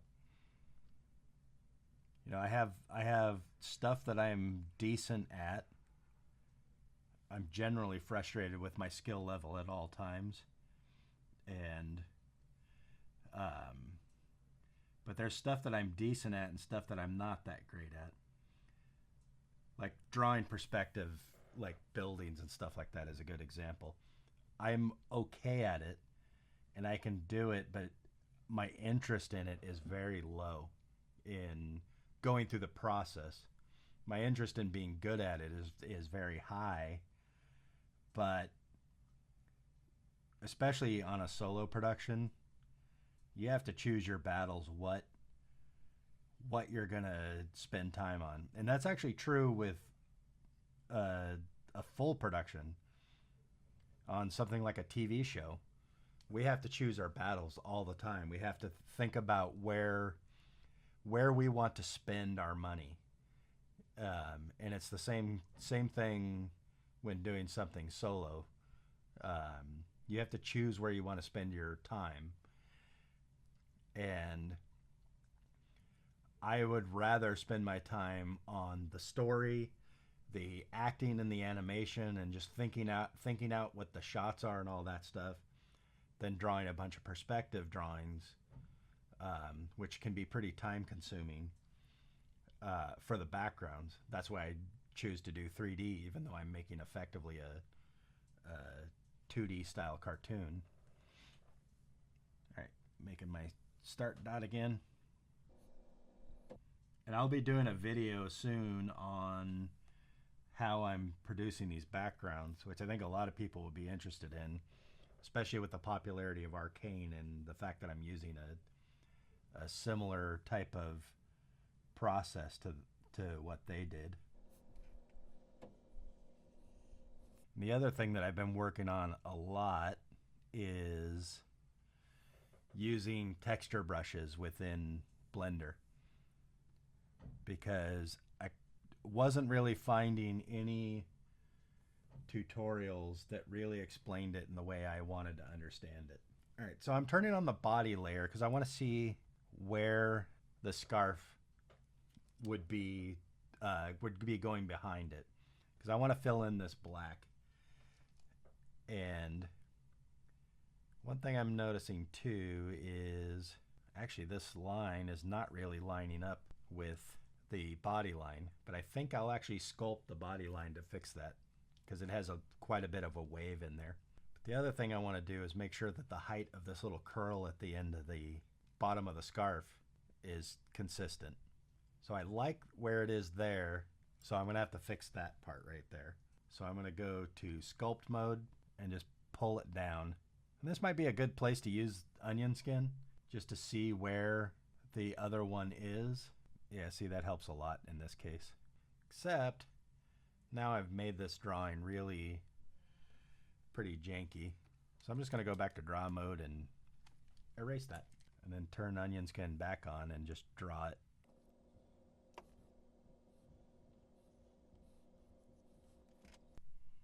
And some of this is the perspective. It's kind of what I ran into with a knot. The tip of the scarf is getting lower because we're slightly looking down on the body, since my camera was focused more on the face.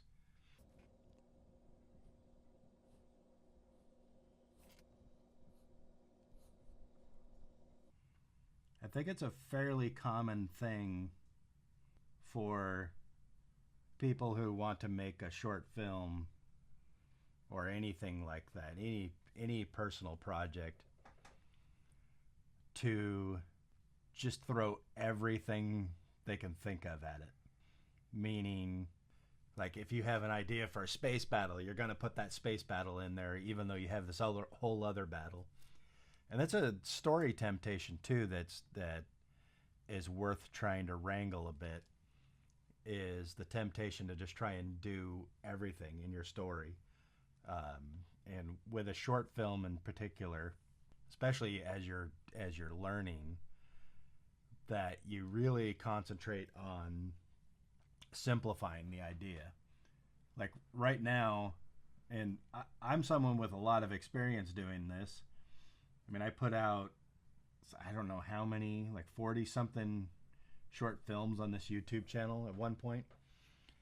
And so I'm pretty good at managing what I do, meaning like not letting my ideas go too big. But I have this new, I mean, just about everything about what I'm doing is new to me as far as this the painted background style, these 2D character rigs, all that stuff. And so I really dialed back on what I'm going to do with this first short because I have a whole pilot script worth of stuff for factions to make an episode. But for this first thing, I just want to run my production pipeline through its paces. So I want to keep this bit nice and short. I don't want to like do too much and cause myself to not be able to do it. So it's a very simple thing. It's not even a story really. It's just sort of an event. You know, you're tempted to tell these big epic stories, and I certainly am. I mean, I had the first short film that I finished, which is on this channel.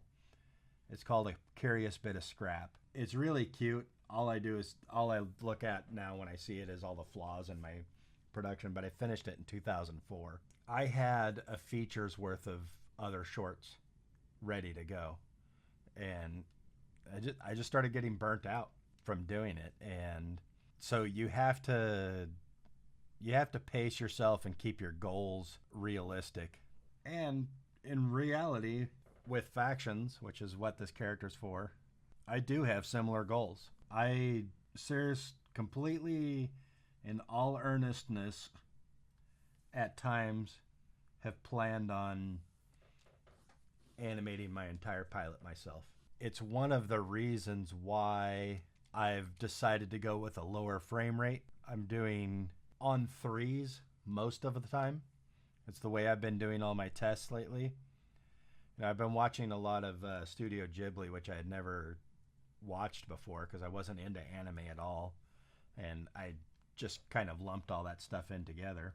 I just observed what seemed to be working for them with this lower frame rate. And I don't think they're always doing it on threes, which is effectively 8 frames a second.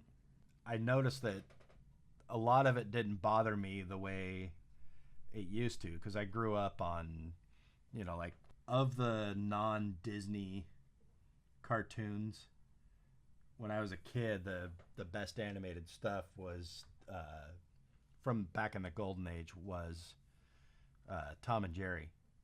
Even though I liked Looney Tunes better in many ways, Tom and Jerry was my favorite animation. And I'm talking about the original, not when they were friends. And I look at what they were doing versus what the anime stuff was doing. And it's not that the anime wasn't inventive. It didn't appeal to me because I'd look at the animation and I would be irritated. As I've started watching some of the Ghibli stuff and seeing some other things, looking at it for a different reason, you know, with a different set of eyes that has different interests. And also the main thing just being thinking about how I can manage my time and actually do what I want to do. The result of that is that I'm going to be animating this on 2s and 3s.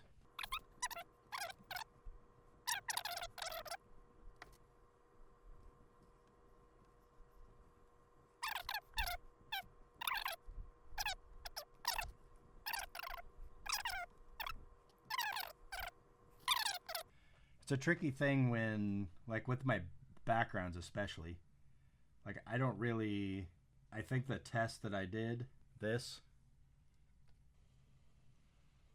background is interesting looking. I don't think it's what I'm going to go for. It feels a little bit like a Thomas Kincaid painting. If you don't know who that is, he's someone who does all these like little cottages out in the woods that for a while were very popular in like grandma's houses and stuff like that. Interesting side note with Thomas Kincaid is he was one of the background painters on the Frazetta movie Fire and Ice, which if you haven't seen it, watch it. It's great. It's a fantasy thing, you know, not surprising being Frazetta. It was done by Ralph Bakshi. All the animation is rotoscoped, which, you know, some people consider cheating, but it's a lot harder than you might first think. And actually, the other background painter was James Gurney, who went on to do Dinotopia and has a great YouTube channel doing plein air painting. Forgot where I was going with that story, but anyway. Oh, but yeah, my background paintings, they felt a little bit like too much, or it currently feels too much like a Thomas Kincaid painting. And as I'm looking for what I want to do different, it's very easy to get sort of pulled in different directions. There's a couple of people I follow on Instagram whose background work I love. I'm probably saying his name wrong. Thorsten Hassenkam. His stuff is great. Like, I like the wonkiness in his stuff, and then I just started following someone new. I can't remember what their name is, and their paintings, like, color-wise, feel like a Studio Ghibli, but with outlines on it. And it reminds me of this guy Dutton Art, I think it is, another person I follow on Instagram. But all of those people, they do a lot of like just drawing of buildings here and there, stuff like that. And they have such a cool style, like this imperfection to their perspective and all that stuff that just translates into something that just really appeals to me. All right, one thing I need to watch out for, which I wasn't doing, is this part of the scarf actually goes in to the knot visibly instead of being behind it like the other side was. But the reason I bring up all that stuff about the background paintings is I like all these different styles, and I end up chasing them a little bit here and there, and some of them translate really well into me drawing them, and other ones are like I can't even get close. Like, there's a guy I follow on ArtStation that really has some cool, like, cyberpunk looking stuff, which is not what I'm going for at all as far as cyberpunk goes. But his style, like, I was even taking some of his background paintings and putting my characters on them just to see if that style would work with what I'm doing. And I really like it, but I'm not that great at replicating it. So that becomes a problem. Because if I can't replicate it, what's the point? Noticing that this drawing was shifting too much. So I'm doing a little bit of sculpting work on it. And one of the things that happens occasionally when I'm doing something like what I'm doing right now, is I sort of lose track of the style. Especially since lately I've been so out of practice, I don't get time to draw at all. And then hopefully, as I come around to these other drawings on and these turns have to connect to each other, it still feels like the same person drew it. Like, I feel like I'm getting a little bit shaky here. But the other side of some of those things of chasing different styles and all that stuff is it can be paralyzing and keep you from proceeding, which might, in some cases, you might be sort of using that as a way to procrastinate, which is something that plagues me a lot. I mean, I was supposed to do this tutorial 4 days ago, so I definitely know about procrastination.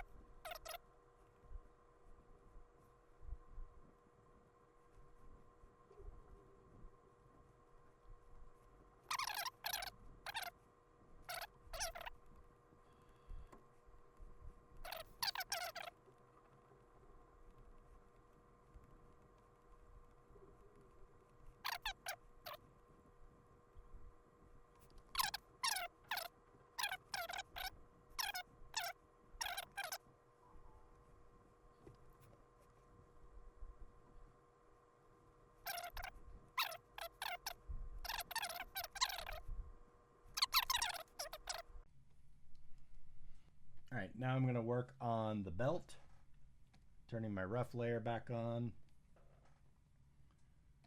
belt line, locking everything else. And actually looking at this belt, I think the drawings are pretty crappy. There will be a lot of sculpting on that oval because I need to have it fit the style, because the temptation obviously would be just use the oval tool and just get it really nice and precise. Actually, I'm going to do all the sculpting I need to do on that oval before I go through and draw the rest of the belt, because that oval is going to be a pain to get right, and if the belt's in the way, it's going to be absolutely frustrating to try and draw around or to sculpt around it. And it's something that I'm not even interested in drawing. There's kind of no point. Again, it all comes down to that, what do I want to spend my time on? And some people will talk about what constitutes cheating in producing a piece of artwork. In general, I have feelings of what constitutes cheating, but ultimately it depends upon what you want.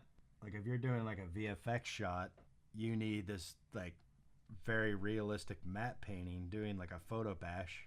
I wouldn't consider that cheating. It's just being expedient, because it's not the piece of art you're making is in theory will be about the film, not about that single shot and achieving some sort of perfect artistic integrity as a drawing goes.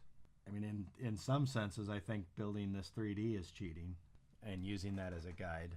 I don't have an issue with it. I just it's something that allows me to avoid getting better at drawing this character in any angle, and I don't really care about that. That's not the point of what I'm trying to do. It's not to be able to draw every single thing perfectly. My goal is to put out stories, and that's going to require a whole lot of work other than this particular task. I think her belt buckle may be too sloppy for my taste. I might actually have to do a little bit more concentrated tracing to get it to look appealing to me. By that I just mean I reduce the opacity of the white layer that I have as a tracing paper, and really try and trace the real lines. I have a feeling getting the actual belt line is even going to be harder. Although in reality, what I could do, and what I'm going to do actually, is just get rid of all this, and I'm going to make a new layer. First I'm going to change the name of this layer to buckle, and change this to belt, because I can actually just make one line or one drawing for the belt, kind of like the body, and then just have that be the drawing, and the buckle just sits on top of it. And then I'll end up having to duplicate it later, so it's on every drawing. But that will save me a fair bit of work. If I turn off auto key on this, I can now draw back on that same frame, even though I'm out here on a different frame number. So that's going to be much easier. And again, maybe it's cheating. I don't really care. Once I put the fills in, you're not even going to be able to tell. In reality, I can do the same thing with the pants, because the pants follow that same line. I don't really have to worry about the perspective too much. So I am going to do that. Actually, I have the pant line already. So if I hit play, I have that, and I don't have to worry about it. Same thing with the body line. It's just there. But I am going to do that fix of the body line that I talked about earlier. Turn that on, unlock it. I'm going to turn it up to full opacity. You can see how it curves in here. Make sure my other layers are locked so I don't mess with them. I'm going to use a bigger sculpt brush. I think this was when I tried to take out the other, there was kind of a bump going the other way. So I think when I fixed that, I unfixed it in a different way. I still have to do the breast, but I've been thinking a lot about how I'm going to do the breast. because I want them to be able to be animated.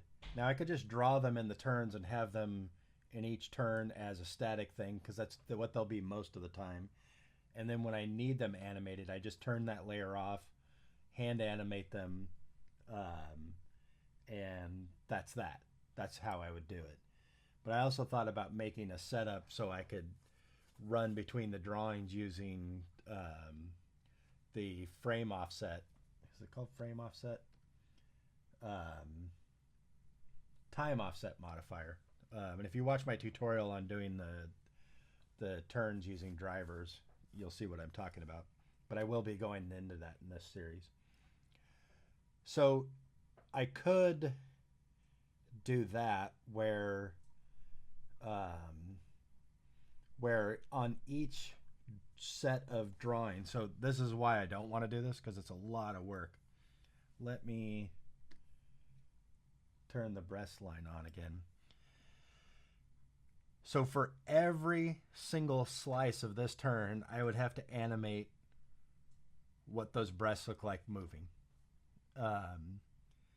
And I thought about doing that, but I don't think I will. It sounds tedious, and the number of times that they're actually going to have any kind of bounce to them is going to be pretty low. So I'd rather just custom animate that when I need it. Like in this piece, when she comes down the stairs, she will have some bounce to her breasts with each step. But then once she's walking along, I won't be doing that. Just because it just doesn't feel necessary. So I will now do the fills. One thing really quick that I'm noticing as I create these new layers, you'll notice down here it says use lights. I need to go in and uncheck that on everything. That's the default, and maybe you can set that to not be the default. But I want to choose my colors. I don't want to have 3D feeling lights cast onto the characters, and maybe I'll change my mind at some point on that because I'll find some use for it. But for now, I don't want that to be on. So it's something that I'll have to just go in and fix on all these layers.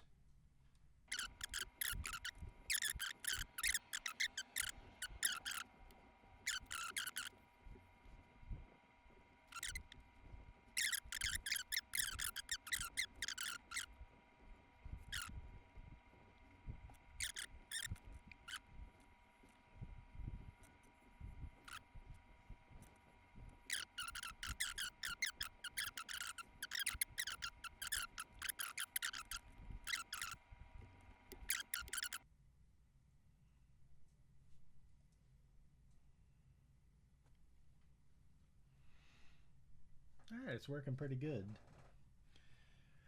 Now the stripes. The stripes are going to be a challenge. I thought about doing something similar where I just draw them once and then it travels, and then the stuff travels on top of it.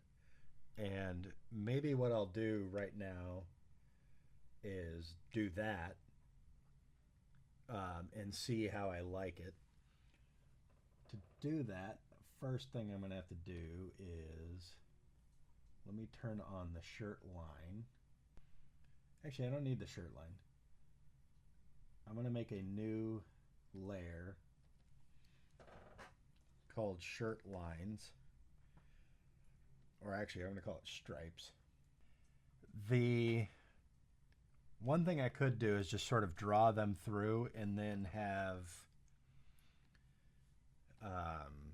then use some of the masking features within greasepencil to make them just always get clipped off by the body. That's something I could do. But anyway, I'm just going to try and get this as a first pass. Just do this one set of lines and have it be, noticing my guide ones aren't quite as dense as what's on my initial drawing. So I'm going to turn off her is draw these. I'm also going to turn off the scarf, but I do want the shirt line so I know where I'm stopping. So I am going to kind of just draw them through. I'm going to need a new material. I'm going to call this Mad Shirt Lines, or stripes. Call them stripes. And then the color is the same as the belt fill, and also the same as the scarf. Currently that's as a fill only, and I need just the stroke part of it. So with this line, I don't know if I'm gonna, it's like if I tried to follow the belt, I'd get more of a sense of the line wrapping around, but I also want these to be less perfect than I'm currently drawing them. So I'm gonna keep drawing these up well past where I need them, because I'll either erase them or, like I said, I can use the shirt fill as a mask so they only show up where the shirt fill is. Let me actually do that. I'll have to go in and draw the shirt fill. I'm going to do that. I don't need the shirt lines. I think I mentioned this earlier. If I turn on the body lines, which I already have on, I'm going to take my shirt fill and move it down below the body line. So that way I could just use the body line as the line for the shirt too. Makes it a little bit simpler. And then I can go in and do the shirt fill, which I'll switch to that material. I'm going to turn the scarf line and fill back on. And because the shirt fill has to follow the line of the scarf, I mean, it's going to be pretty quick to do this. But let me really quickly set up that mask so you can see that. So I can take the stripes here, and you can go down to masks, turn that on, and then hit add, and I choose shirt fill, and it automatically clips those off. But you'll notice that right now the lines go, if you look closely, the lines are going into the outline. And that's because it uses where that line of vertices is as the mask point. It doesn't use the line that is formed there. So I think I need to move these stripes also to below the body lines, and that fixes that. So now I just need to go through and do the shirt fill for all these frames. It almost feels like I could get away with not doing every drawing, but I might as well just do it and get it out of the way. And I'm doing that same thing where I just click in here to create that new frame and get the old one to disappear so I can see what I'm doing better. I kind of like the idea of having this single drawing of the stripes for all the frames.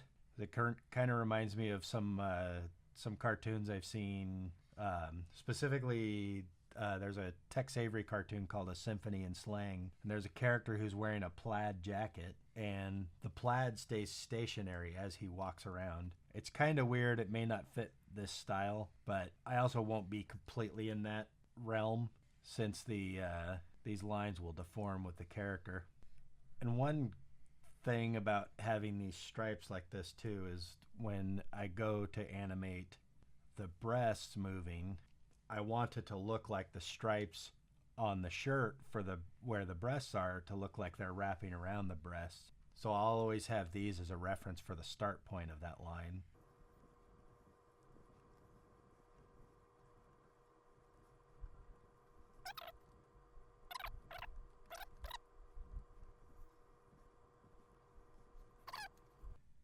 You know, I'm looking at this and I'm going to do the same thing with the pants. I'm going to put the pants fill down below the body line and just have that be a common line. And there was a reason before why I was doing it separate. Oh, it was because I had talked about having the ability to take the clothes off and stuff like that. But one thing I am losing, pants line, is the top line of the pants, and that is messing it up. But so here I am. I got the body pretty much done. I just need to do the breasts now. Now the breasts are going to be a bigger challenge because of just I'm not completely sold on my roughs yet. I'm going to concentrate on one breast at a time. It'll be easier for me to maintain the volume and not really be thinking about too much at once. The scale is already well off. Looking at my original drawing, this breast right here on that's sticking out the side of the body is what the size should be. This character is visually a little bit tomboy-like. Character-wise, she's not very tomboy-like. Part of that look is the smaller breasts.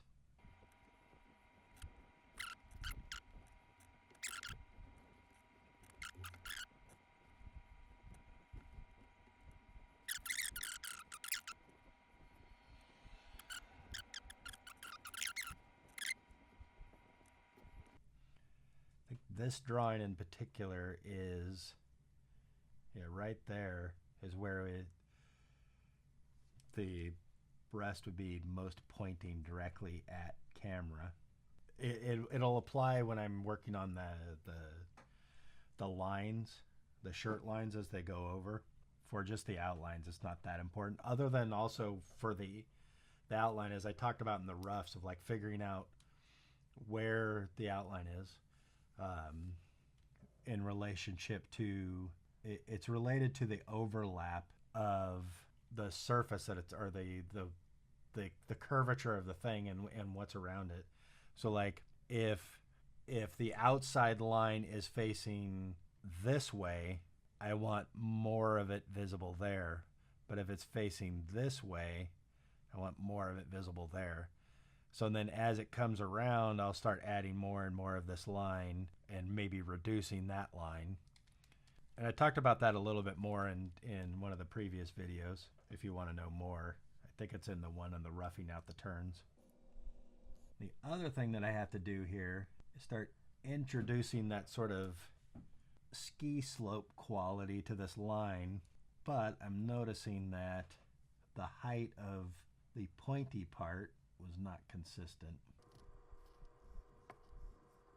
It doesn't need to be exact, but in fact it should be a tiny bit lower because of the perspective, and it also should be a tiny bit bigger than the one that's farther away.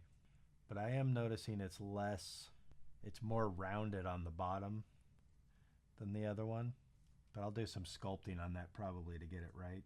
That would have been another argument for doing them on separate layers, since I might have to do some sculpting, and I don't want to have to try and dodge the other one. All right, so I talked about this in the other video, where I have to figure out how I want to treat this line. And if I want, the feeling that the body's coming in front of it, but it's not a complete solid line, just for the appeal of the inking, I might have to do something with the fill, but I also might do what I just did, which is put a little bit of its own line that would sit right on top of the body line. I think I'm going to do that. But on this one, on this particular slice of the drawing, I'm just going to have it be completely obscured by the body. And then I need to get that to disappear. Now, let's save ourselves some time by duplicating and mirroring these for the other drawings. But before I do that, I want to make sure that these drawings are exactly what I want them to be. So let me turn off onion skin because it's getting distracting. I'll turn off the rough layer, and let's actually play it and see if we're seeing any wobbling. Definitely seeing something there. We get that roundness, and then that roundness completely goes away there.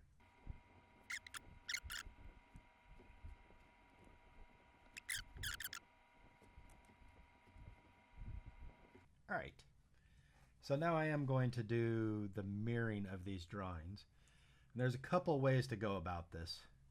I could just duplicate the keyframes over and then do the mirroring, and I think I'm going to do that. So the first one I'll need is that drawing, but where do I need it? I need it there. So it's that drawing there. And then I need, and I just work my way down the line. Something that I'm trying to remind myself to do all the time is think like a Blender user. And Blender has the 3D cursor.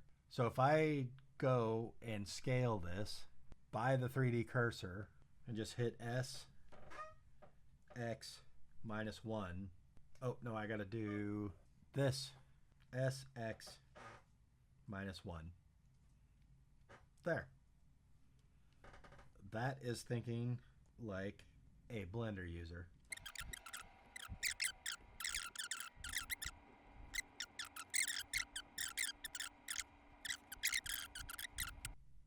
There we go. We got those animated for my turns.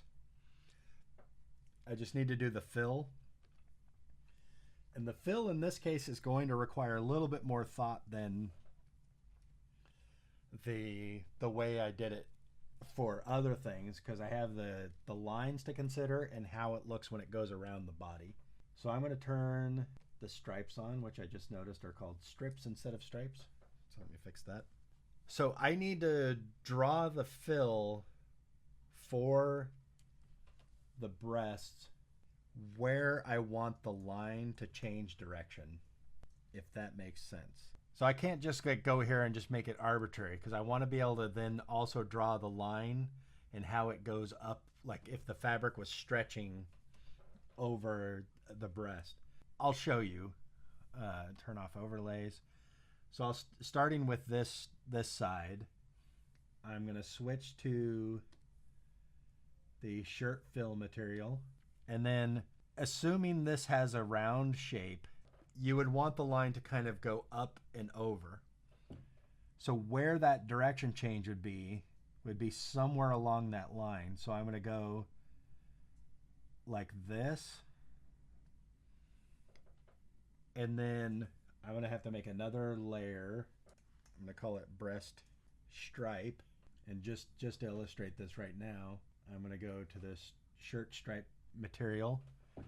And I'm going to have to come in here and do that. And then down here where this one is, that actually is not right, because it would bend down that way, if that makes sense, if that's clear. And I could actually draw these, maybe drawing these beforehand will make it clear. Probably not. I think I'd rather draw it afterwards. I'll leave that one for now and just go to my shirt fill. Basically the way, like as this goes around, I would make this line follow where the breast would intersect with the body. And in this straight on, as it gets towards the straight on, I'm basically drawing an oval. And it doesn't need to be 100% accurate. It just needs to feel right. And in this case, I want it to feel like I'm cutting off the body line. In fact, I'm going to turn the opacity on the body line back up to full so I can see what it's going to look like more. I'm actually going to turn on the shirt fill as well. I'm not sure about that one. It's starting to get into a trickier area where I have to think about how this fill obscures that line, the body line.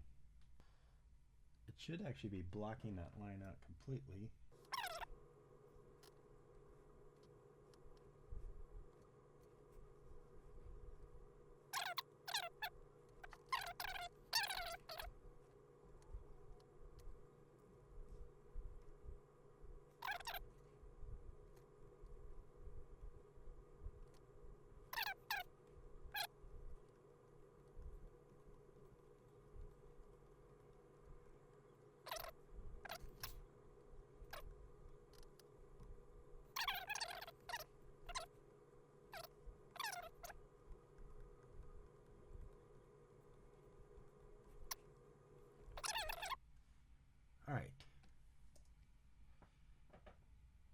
think we got that. Now I just got to do the stripe. And maybe I should have waited to do this until I did stripes, but whatever.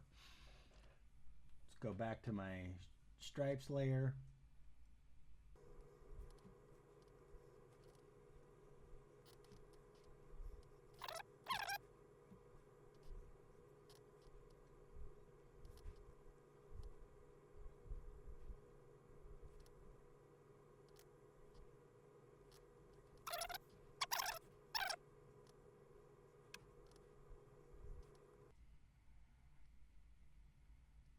I'll have to be careful as I'm coming around the edge here, around towards the front, to make sure that they line up with where they are on the front side or on the front view.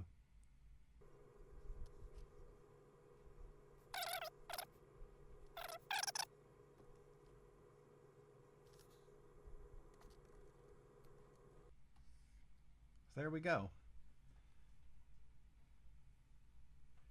Got a reasonably good approximation of what this turn will be.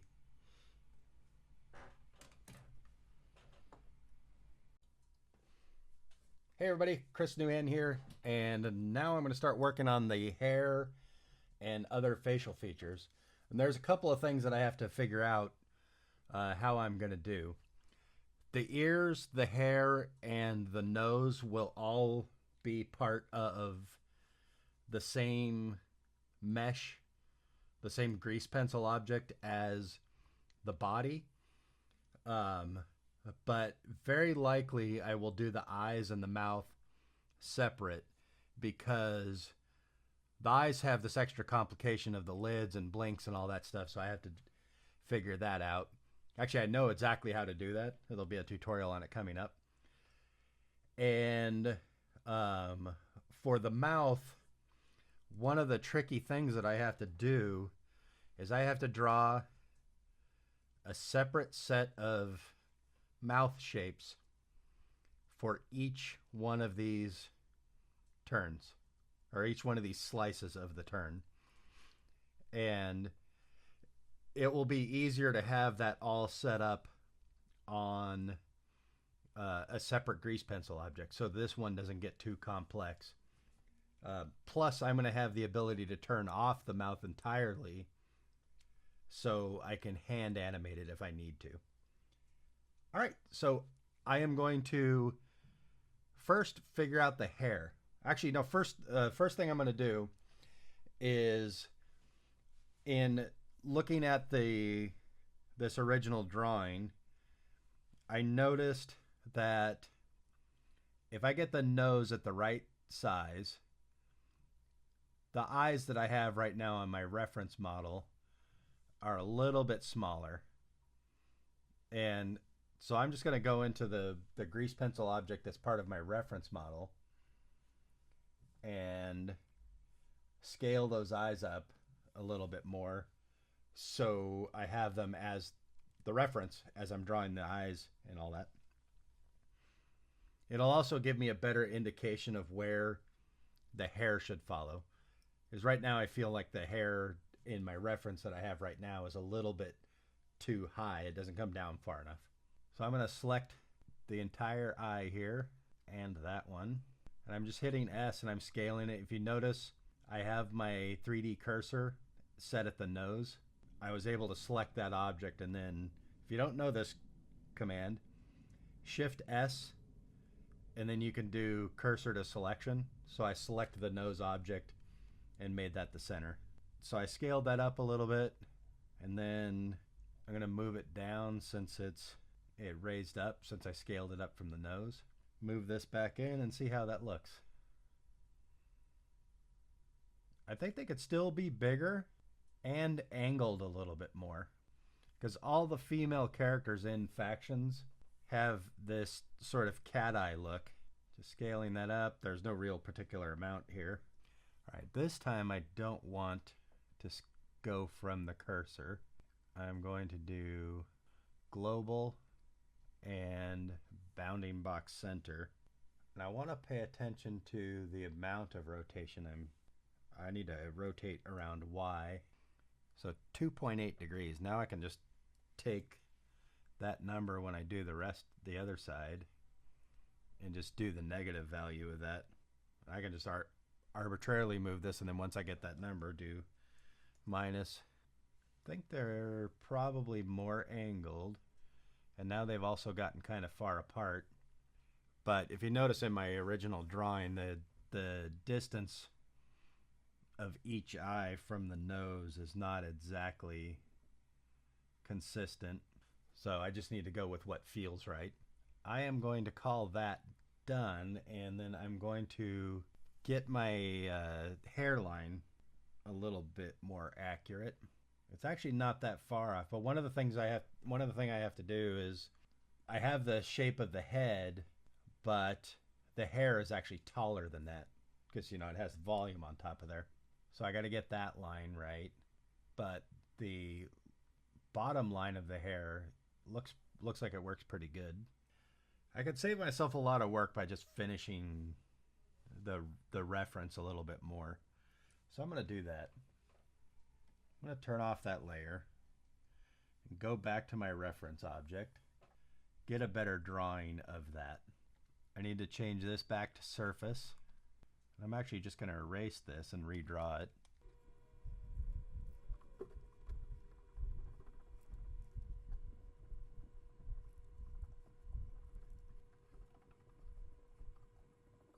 Since I got that part pretty close, I'm going to do some sculpting and get my reference drawing back to that point.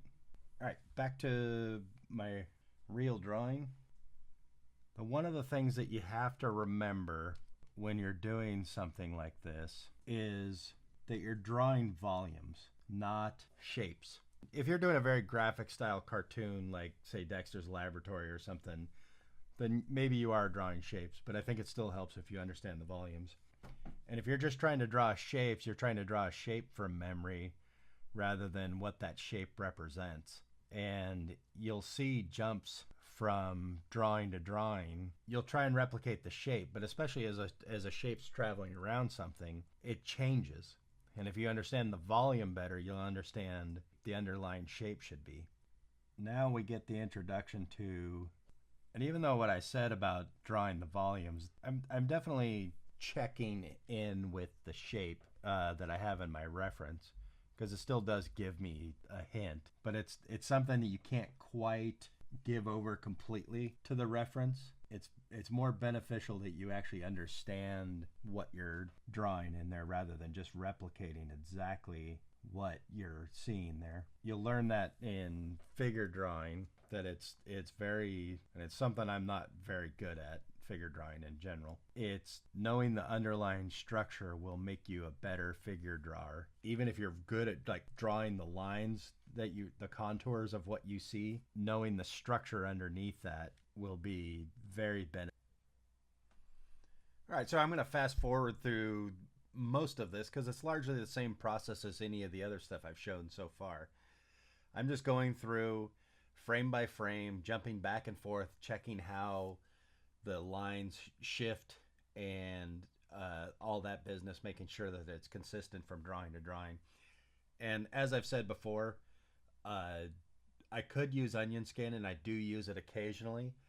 However, mostly I'm jumping from frame to frame to see how that change happens as it's jumping.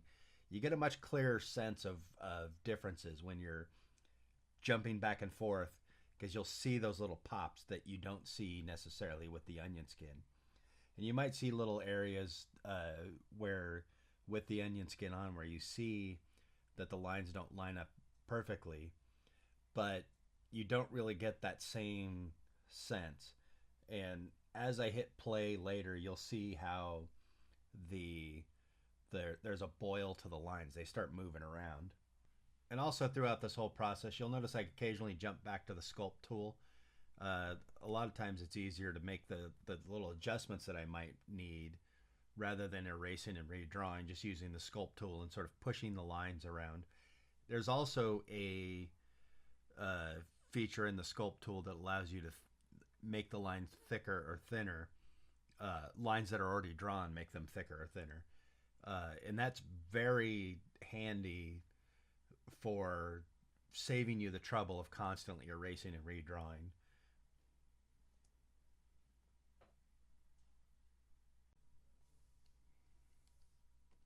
Okay, so it's getting there. There's still some jump to the line itself, meaning it's not completely consistent. It's got a crawl to it. But the overall volume is there. And then I just have one more drawing to do in here.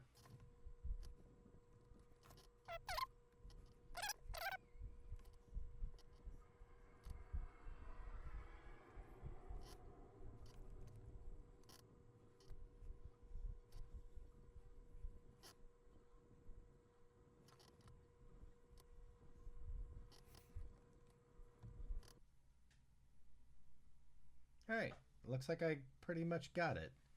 Like I said, there's some crawl there that if the point of this was to make just a thing spinning here, I would spend a lot more time trying to get that perfect. But I think for the sake of my setup that I'm doing, it will be fine. And maybe I end up kicking myself up because of this. So now I'm going to work on the ears, which I'm going to make a new layer on top of there. One of the things that's tricky, that why I thought about putting this on the same layer, is which line goes in front is different at different times. Right now I want the hair in front of the ear, but as it starts coming around, you'd want the back of the. So I'm now sped up 16 times behind because, like earlier, another reason to keep it the same process that I did. I can do that mirroring clothes and all that stuff. I did with the other. I'm going through doing the ears, following the 3D a lot closer as the ear travels around, and doing the same sculpt to try and adjust the shapes and playing around. And I also do the same mirror technique that I did for the breasts in an earlier thing, where I draw one half of the turn and then do the mirror over. And you can see how that's done in the previous video. The other thing that I do once I get all this, all the outlines done, is I go in and create the fills for the hair and the ears. And again, it's the same process that I did before in the other videos if you want to see more on that.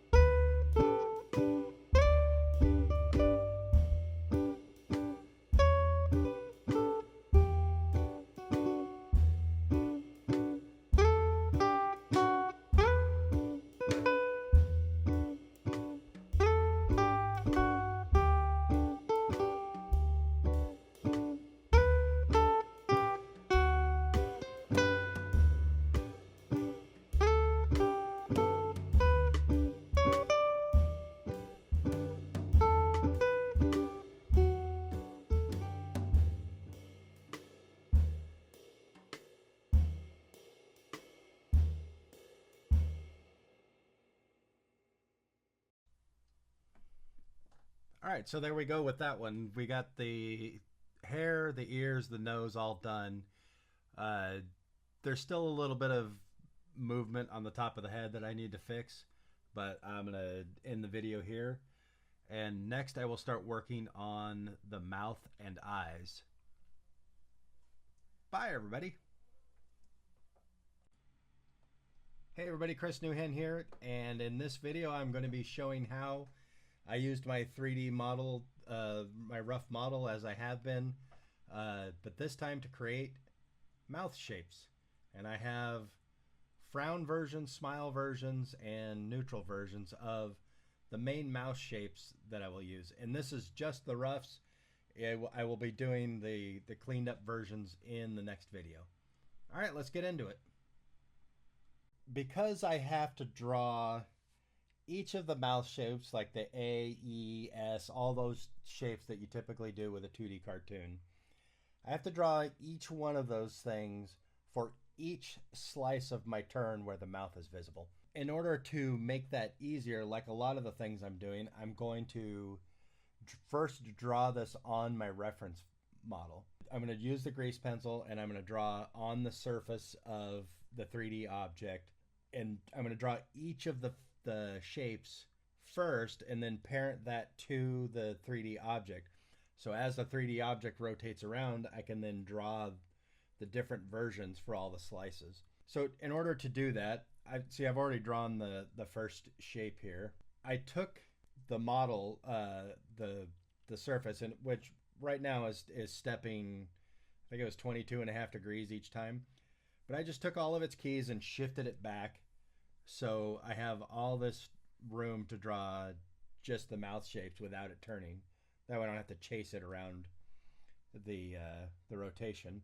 I'll go into this object. You'll see I made a rough material plus a teeth reference material.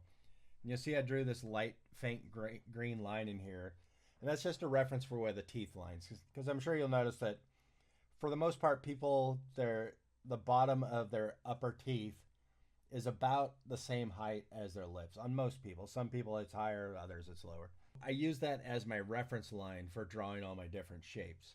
So I have that teeth rough layer, but I'm going to be drawing all the mouth shapes on this rough layer first. This particular version will never be anything but a rough, because the rest of it will be drawn flat with the other part of the model.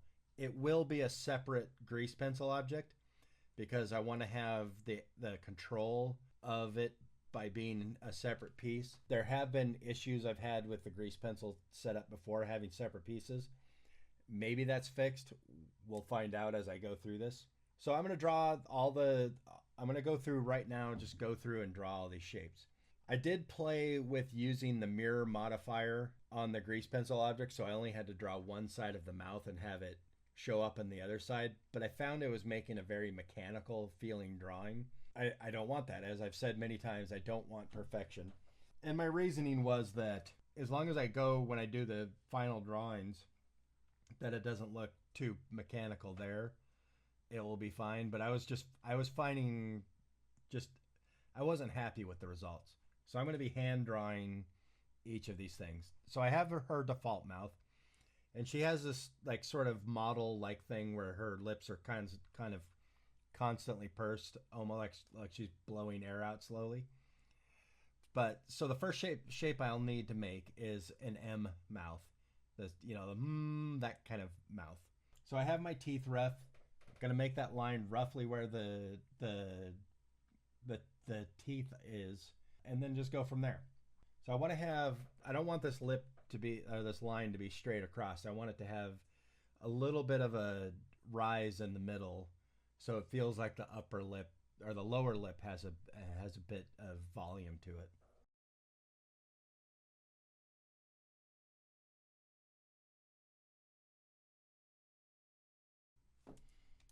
Don't quite like where that dimple is. But I do want the lip to spread out a little bit because the mouth is a little bit wider. And as a result, it also comes down a little bit because I want it to feel like it's the same volume every time. And as I do the ink lines, these lines are feeling a little bit too connected to me, and it's not really the style of this. I might not continue that line all the way. And maybe I'll do some sculpt work on this afterwards. All right, the next mouth I'm going to make is an ah mouth, like so a wider open ah. Like if you're have someone saying dad, like that kind of a ah sound. So first I want to try and get the perimeter of the mouth, and then I'll fill in the lips afterwards.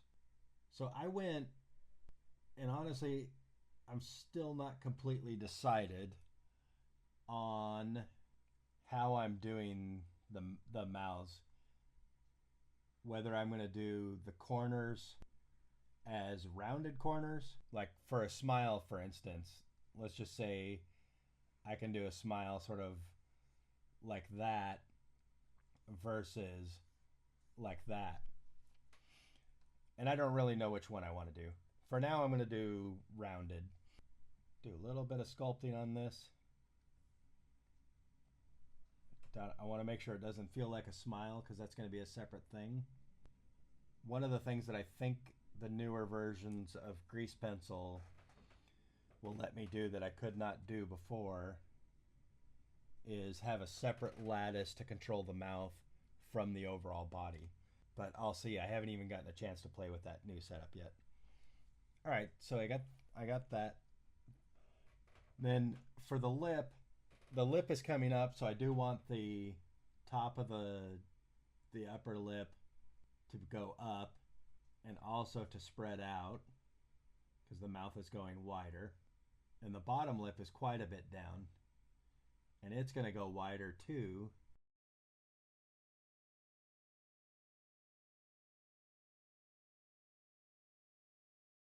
All right, that's a good start for my mouth. I'll keep tweaking these pretty much all the way until I start inking them. All right, the next one I'm gonna do is ooh. It's a mouth you make when you start a W, or like say Luke, or use. Although there's some variations in there, which I'll do later. I notice when I make that mouth that the shape is below my teeth. Now I want to do a pretty exaggerated tight circle for this.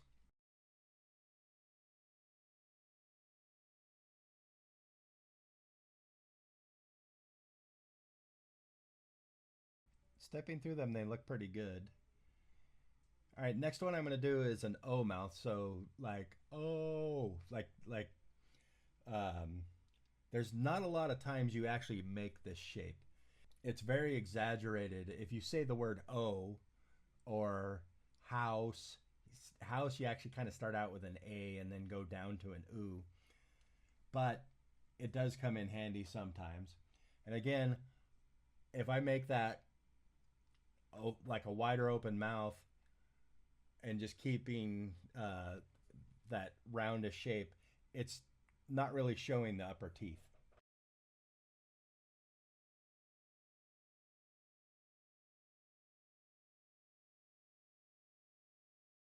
Now I will be building a system for shifting the mouth around a little bit using the offset and using drivers that will allow me to, like, if I want the mouth higher or lower, I can do that.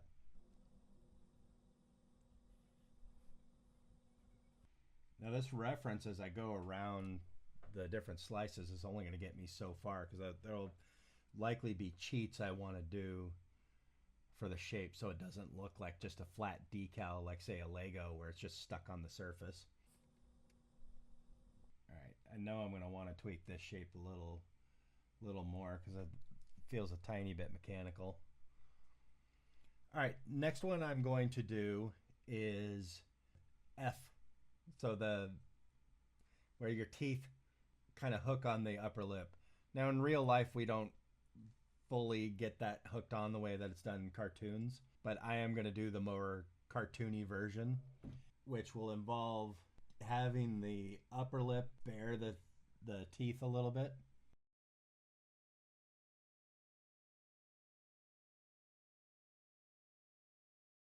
And a lot of times, like if you look at, say, Preston Blair's cartoon animation, they'll actually draw in like wrinkles, like so it feels like the teeth are like digging into the shape there. All right, the next one I'm going to make is an E, like a wide E shape, which also can work for some S's, like C, like if it's an S that's going into a C or an E thing, you would do that same thing. And this one, I definitely want the lip, I want the teeth to show. So the teeth will, I'll just draw them in here for right now for the ref. The teeth will be slightly parted like that, but I'm going to make this open a little bit wider.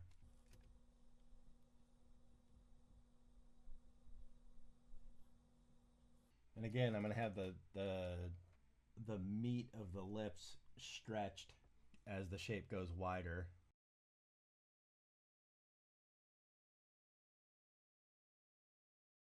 All right, the next one I'm going to do is there's a U mouth that's like that it gets sort of an M shape to the top.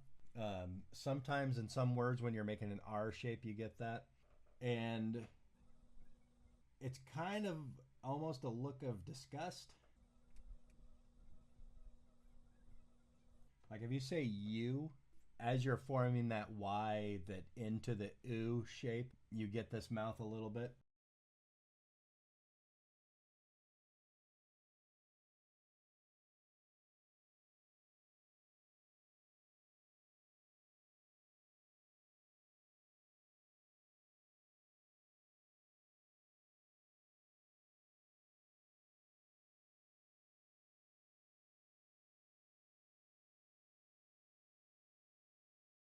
All right, so now that I have those are my basics. And I'm going to check one of my references and make sure I thought of everything. I do need an L mouth, but I can probably get that by making a separate tongue object. And it would just be the A mouth or something like that, or even the E mouth, because, you know, if you're saying law, it has a different lead in with the L than it does if you're saying Lee, because you already start to form the vowel shape as you do it. So I will do that, make the tongue a separate thing that has its own control probably. Although I could just make separate shapes, and that might be easier. Because I could just make an L into E shape and an L into O shape, like those kinds of things that make it a little bit, it might make the interface easier by just making separate versions of that. Because then I could just make a dial that I have to pick from the shapes rather than setting this in one spot and then setting the tongue as a separate thing and all that. So I might do that. But for now, what I'm going to do, I have this shape, my default shape. I'm going to keep that. Then this M mouth, I want to make a wider version and a tighter version. Because if you're saying mouse, you make a fairly tight M shape. But if you say my, the M starts wider. So I'm going to take these keys, I'm going to move them out. Then I can go to the next frame here, and I'm just going to duplicate my M mouth. And in this particular instance, I'm just going to go into sculpt mode.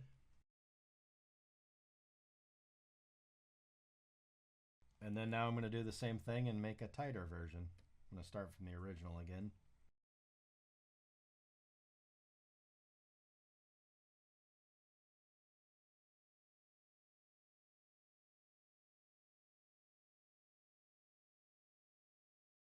I will want them in the same order every time. So it's always small, medium, large, say. That actually makes the most logical sense. So I'll take the large one, put it last. So I got small, which is shifting around quite a bit. I'll have to fix that. Medium, large.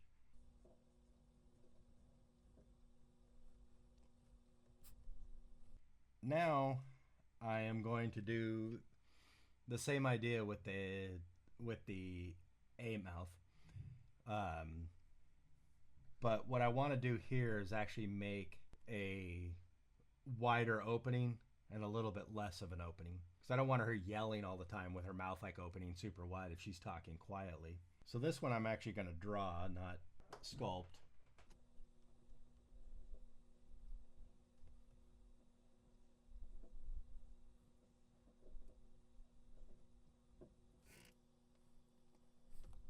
For an additional ooh mouth, I'm going to make a tighter ooh. Like if I wanted her to whistle, I might want an even smaller opening. But it also gives me some flexibility with the animation to feel like there's a little bit more to the mouths than just those couple of shapes. It's the kind of thing that with blend shapes, if I was making like a full mouth rig, I would just make the tighter version and then I would just ramp it less for the other shapes. You know what I'm actually going to do? I'm going to delete this, copy that mouth over so I don't need to redraw the lips. Select all those. To save myself some effort, I'm just going to duplicate this shape and then just shrink that ooh down a little bit. And then maybe do the same thing a little bit with the outside.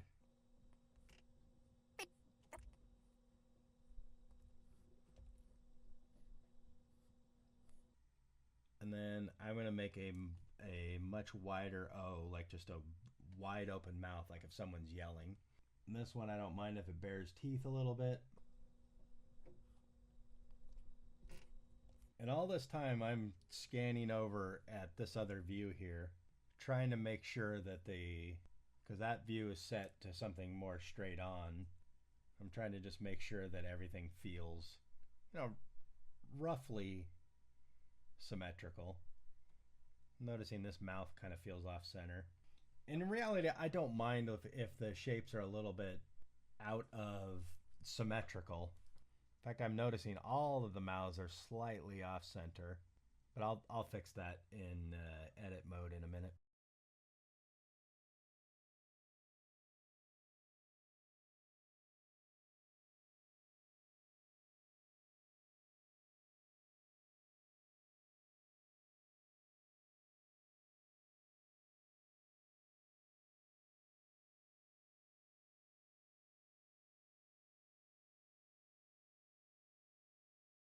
Now, a lot of times when I get this first round of mouth shapes built for something, the next thing I'll do is just do a lip sync test and see whether I like what I have. The other thing that I need to do here is make smile versions, frown versions, all that kind of stuff. Some of this I might be able to build a little bit of rig into it.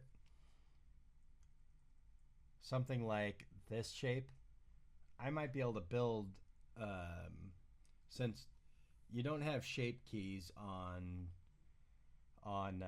grease pencil objects. What I could do is make a lattice around it and kind of tweak it. But probably what I will do is just draw these. And I have some figuring out to do with whether I make those as a separate object, a separate layer, which is probably a good idea, because I could just turn on and off the layers based on a control setting using a driver. The original setup that I did had a much more complex thing where I had each of the separate emotions like frown, smile, all that stuff just farther out in the timeline. And I had to do some math with the driver to get it to jump to that place in the timeline. And it was a pretty cool setup. I was happy with it, but I think I could do something a lot simpler by having a separate layer with those different shapes on it. So actually what I'm going to do that. I'm going to call this neutral. Or I'll just put NEU for neutral. And then I'm going to make a separate layer that's called smile. And then I'm going to have them exist on the exact same frames that the current shapes do. That way, if I make a control that says at this place you're on an M mouth and this place you're on an U mouth, if I make that the same all the places, I can be cycling through those different shapes in the exact same way, smile or not, but then use a separate control for the smile that all it does is turn on and off the layers. I think that's a better way than what I did before. So I will create smile rough. So I'm going to turn off my teeth ref. I don't really need that right now. And I could take this layered opacity down. Can also turn off onion skin on this layer because I don't need to see that. And now on my smile rough, I can just sort of trace these shapes. but with the tweaks for it being a smile. Do you know what I'm going to do? Let's save ourselves even more work. First thing I'm going to do, I'm going to delete this layer. And I'm going to duplicate my neutral rough layer and see what I can accomplish with sculpting first. That way I don't have to redraw all this stuff. Just bring these corners up a little bit. I think it'll be fun if she has a bit of a crooked smile. Like she lifts one corner higher.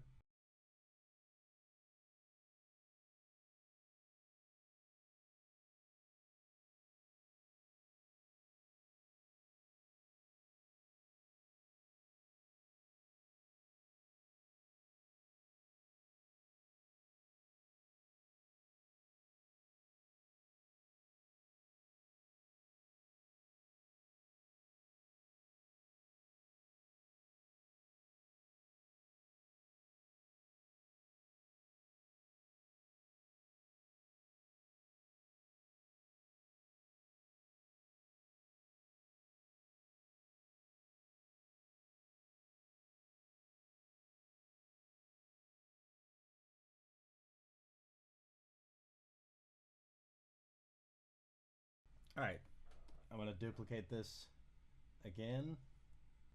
Call it frown rough. And I started from the neutral again in case you didn't notice that. I think doing the frown asymmetrical, I don't think it'll look good. It'll feel like the face is paralyzed or something.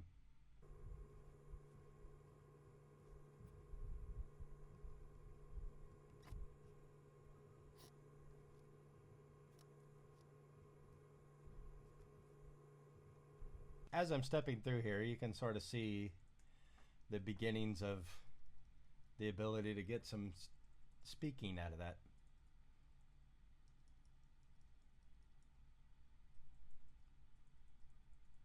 All right, so in the next video, I will be doing all of the actual cleaned up drawings.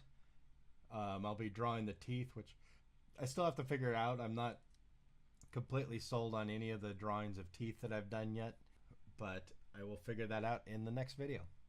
All right, bye everybody. Hey everybody, Chris Newhan here, and in this video I'm going to be showing how I did the cleaned up mouths, including building the teeth, doing 3D reference for the teeth, and some considerations for making the masks and all that stuff so the teeth are only showing up behind the mouth, and then also using the sculpt tools to create alternate versions of these as both a smile and frown version. Enjoy. So I'm about to do the clean up drawings of the mouth. I have the roughs that I did. I have them parented to the geo that I've been using for the ref the whole time. As I said before, the mouth is going to be a separate grease pencil object from the body. That way the controls on it are simpler. I don't have to deal with so many layers within one object. The slight difference is I did the roughs for the body and all the body parts on the same grease pencil object. In this case, that's not exactly the case because I have that I had to get that rough to follow the 3D shape. So I have a completely separate object. I have my reference in the background.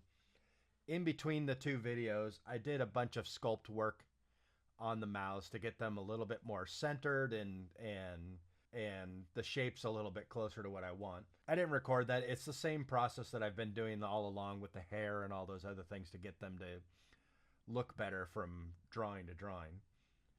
So one of the things that I have to do as this thing goes around, I have, let's see how many drawings I have here. I have 14 separate drawings for each emotion. So I have the frown, the neutral, and the smile. I have to get this thing to do those 14 drawings, then move to the next slice of the rotation, do those 14 drawings. So it's a lot of work. So I'm going to be fast forwarding through a lot of it because it's mostly the same process as I've done before. But I will cover the pieces that are important because there is a fair bit to figure out here. Like as the shape goes around, I don't want to draw it to look like a decal. I'm going to have to add in some sense of three-dimensionality. But I'm just going to get into it, and I will jump in when necessary. So right off the bat, I made a huge mistake. I started drawing with surface instead of drawing at 3D cursor and on the front plane, making sure that my drawings actually appear on the same plane as the rest of the character build. So thankfully I caught it before I drew too many of the shapes. So as I said, I'm going through, as I've done on all of these, I'm drawing the lines, going to each frame. At one point I realized it was a pain in the ass to draw on that side of the screen, so I changed it up to be the other side of the screen. And I'm doing the same process I have before. I'm getting the lines down as good as I can. You can see I've a ton of undos here as I try and get back in the groove of drawing these thin and thick shape, the thin and thick of the line. And as I said earlier, I did a lot of sculpting in between the videos to tweak these shapes. And there's still some stuff that isn't quite right that I end up having to fix as I'm doing the drawings. But I'm constantly stepping back and forth through the drawings and making sure that it feels consistent from frame to frame rather than completely relying on the reference or using onion skin. It's very important, and I know I say this every single video, but it's very important to constantly be stepping back and forth between the frames and making sure that the volumes, the line weight, all that stuff feels connected from frame to frame. All right, I'm going to speed the drawings up even more because it is very much the exact same process as before.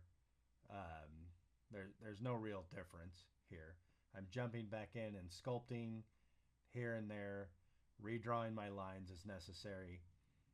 I actually do discover later that as I'm creating the other versions of these with the smiles and all that, that some of the way I drew them created, as I sculpted them, the gaps and the lines would become more exaggerated.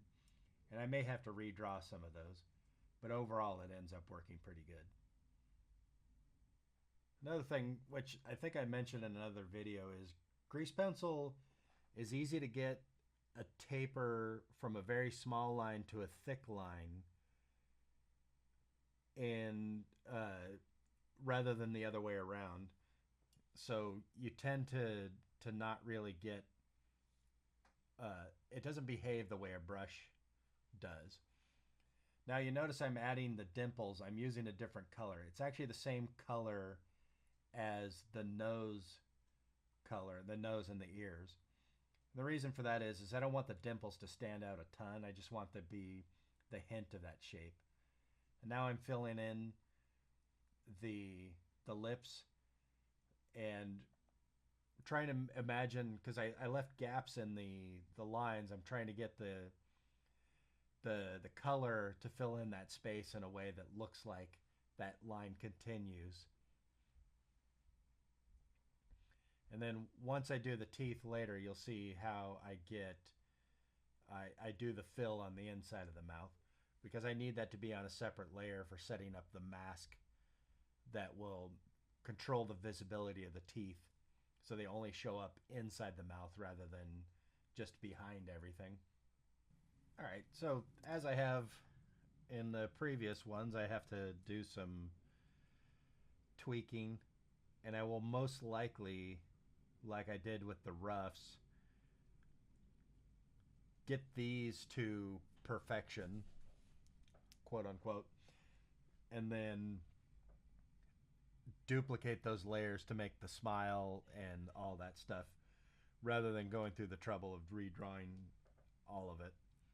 There are little things like I noticed this slight little twist. All right, so I got the first pass of the mouth done, and I need to do the teeth. And as I was sitting here thinking about the drawings of the teeth, I realized this would be a great place to do some 3D ref,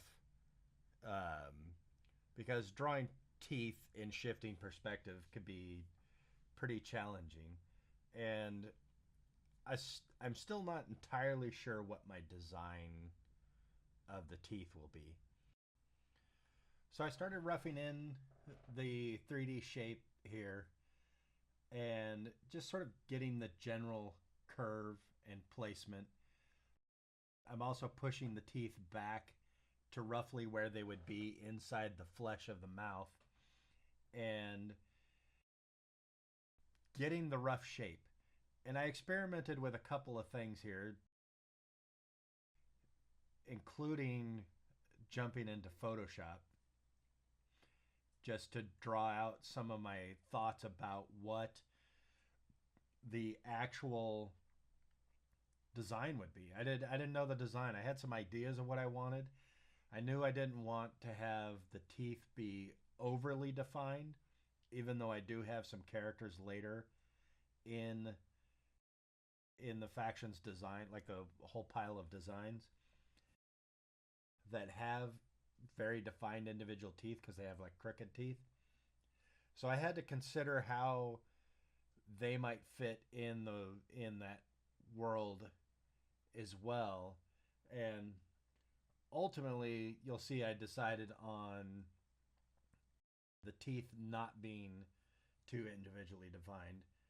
And through what I'm doing here in Photoshop is just playing around with how simplified I can get it to look, what the gums might look like, and just trying a couple more things. In this example, I end up putting some outlines on it, and I didn't really like the look. And even though I did continue to explore that within Blender with the grease pencil tool, I didn't ultimately go that direction. The other thing I experimented here is whether I wanted to use a black inside of the mouth. And ultimately I go with black, but I'm not entirely sure I want to use that. But that's the fun thing about doing it in grease pencil is I can just change that material later. So now I'm continuing to flesh out what the 3D version of the mouth. And once I got the shape that I was reasonably happy with, I went through and just started pulling pieces of the mesh out and making the individual teeth.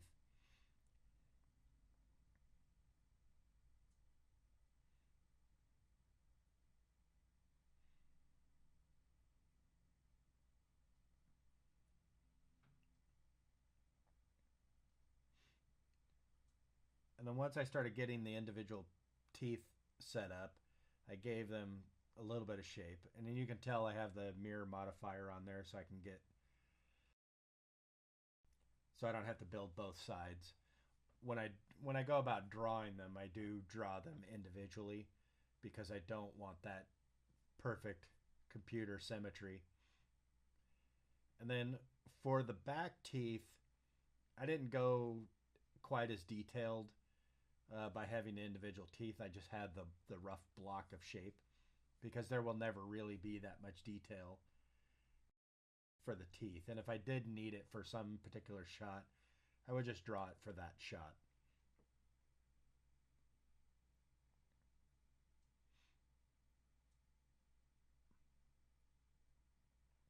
even what I did here ends up being overkill once you see the grease pencil drawings.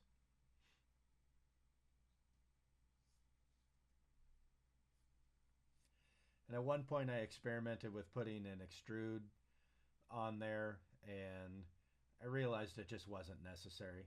So I got rid of all that. I put a mesh smooth on there so I could get a little bit more rounded shapes, and I'm adding some extra edges here so they're not quite as rounded off.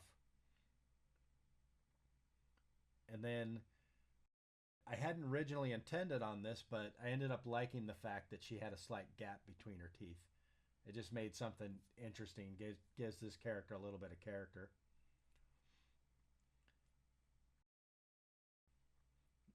Just some visual character.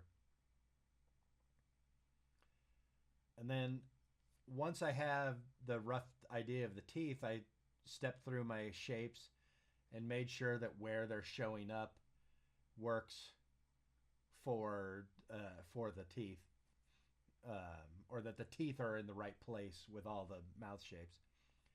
Then I duplicated the teeth and shrank them down and flipped them around so the I could have the bottom set of teeth.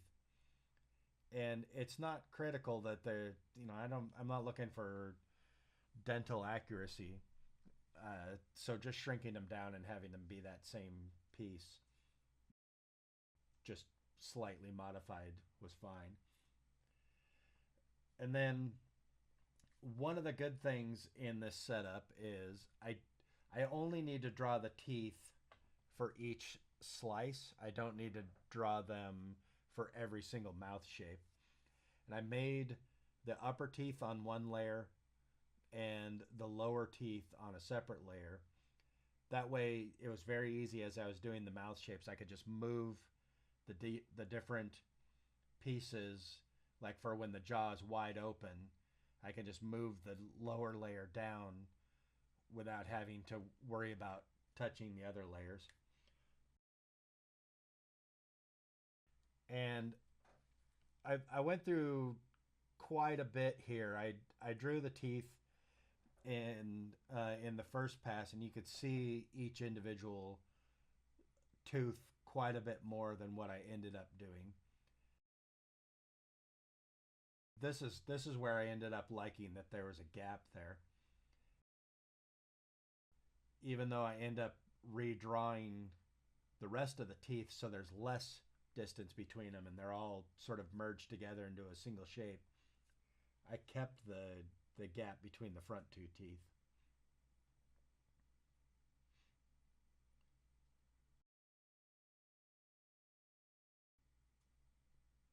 I ended up also doing some sculpting because you can see some of my drawings get sloppy here.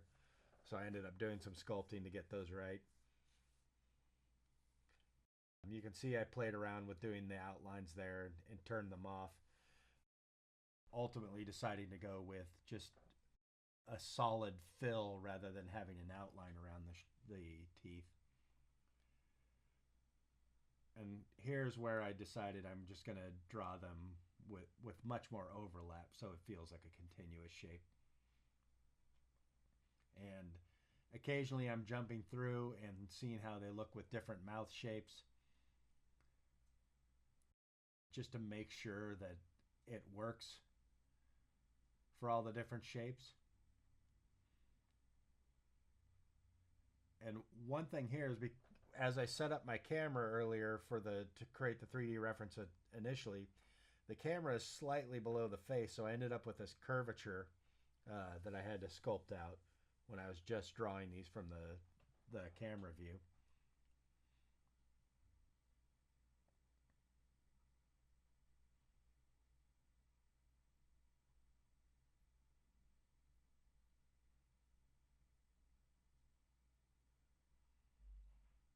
So now I'm creating the lower teeth on their separate layer.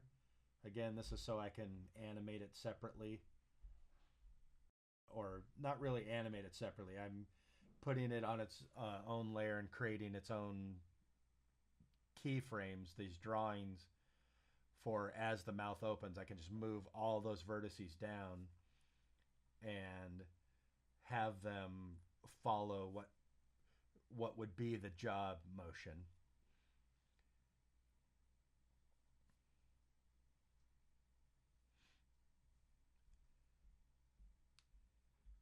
And now I'm going to create the interior of the mouth. I'm going to put that layer at the very bottom.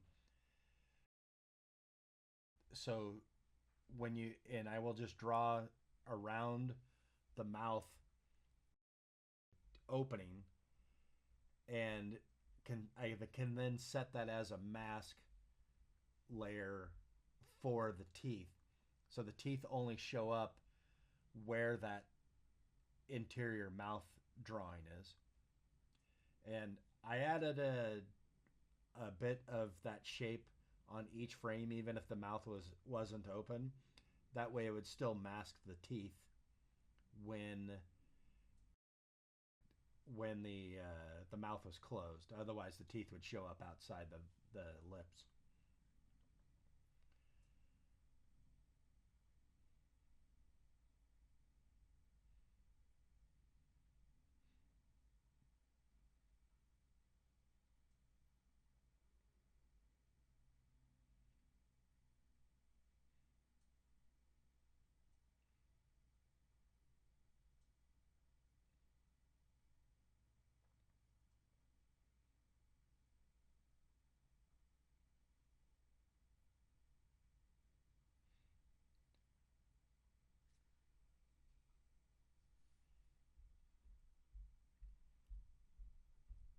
So now that I have the mask done, I need to go in and animate the teeth.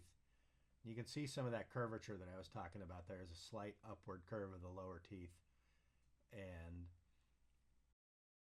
for most of the shapes, it didn't matter. But on a couple of them, I end up going in and doing some sculpting to give them some curvature.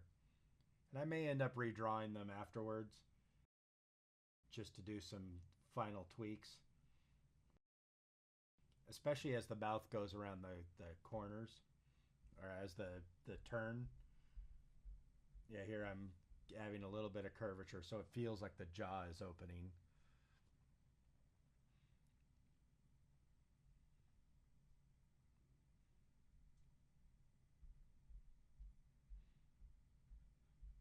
And then I did some final tweaks on the F mouth to make sure that the lip feels like it's sitting at the bottom edge of the upper teeth.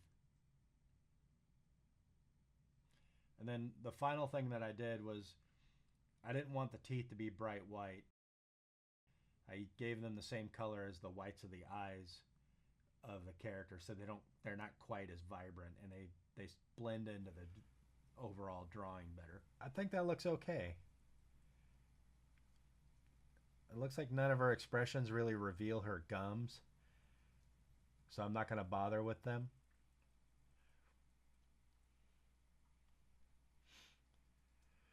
So now for this particular slice of the turn, I can then take these and use the sculpting tools and that all that kind of thing to tweak these shapes to make the smile version, the frown version, as I did with the roughs. And I'll use the roughs as a guide since I did quite a bit to figure out to get those to look better.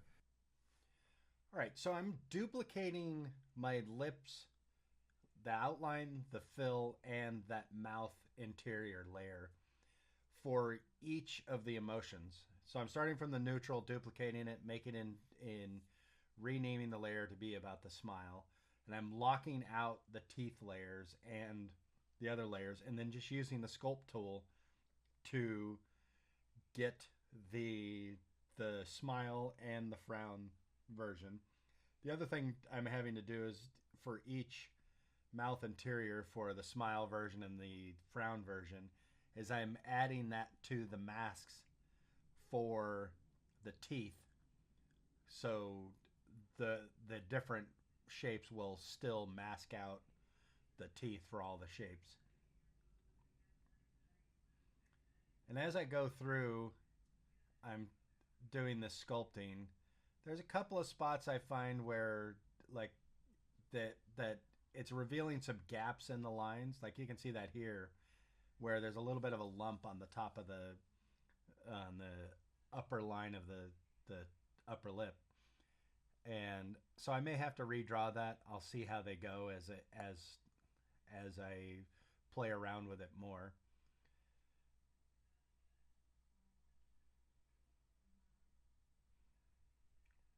Yeah, there too. I need to do some redrawing there, and it's possible I can just go in and draw like a little bit of an extra line just to fill in that little lump. Otherwise, I'll have to redraw the line. One of the things that's occurred to me as I was doing this is that I will need a lot of control to hide and unhide different layers at different times. And I also have the different objects or layers that I will do for each slice of the turn.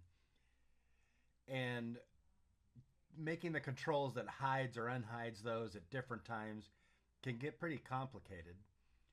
And unfortunately, Blender, at least in the previous version, I haven't checked in this version, doesn't allow you to script or use drivers to control the visibility of a collection, which would make it very easy because I could put each of these things, this groups of things in collections. So what I ultimately end up doing in a little bit in this tutorial is I insert a blank drawing at the end for each layer. I end up copying that to frame 0. So I can turn off a particular layer by just setting it to 0 using the time offset, which I'll get into later. Don't worry if you don't understand that yet. So those are considerations that I have to do because I have a lot of drawings. I have 14, 21 if you count the emotions per slice of turn. But here I unhid the body fill color. That way I can see how the thing works all together. And then this is actually where I create that blank drawing so I can then drag it over to 0. All right, I'm going to call that the end of this video. I'm going to continue on and do the mouth shapes for all the different slices. I don't want to show it because it's basically the same process. I will be drawing the teeth and all that at different angles, but it is the same process using the reference. And then after that, I will be getting into the eyes, and then we will finally start digging into the rigging, which I think is what most people are looking forward to. And I will see you in the next one.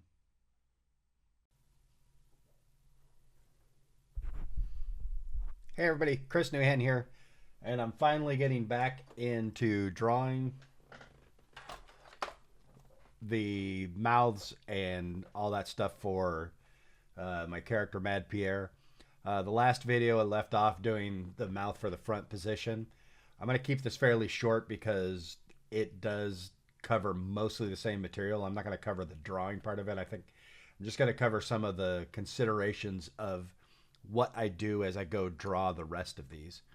So for the first couple of new slices, I don't really need to do a lot to the drawings because the apparent perspective shift is not that big. So like if I turn off the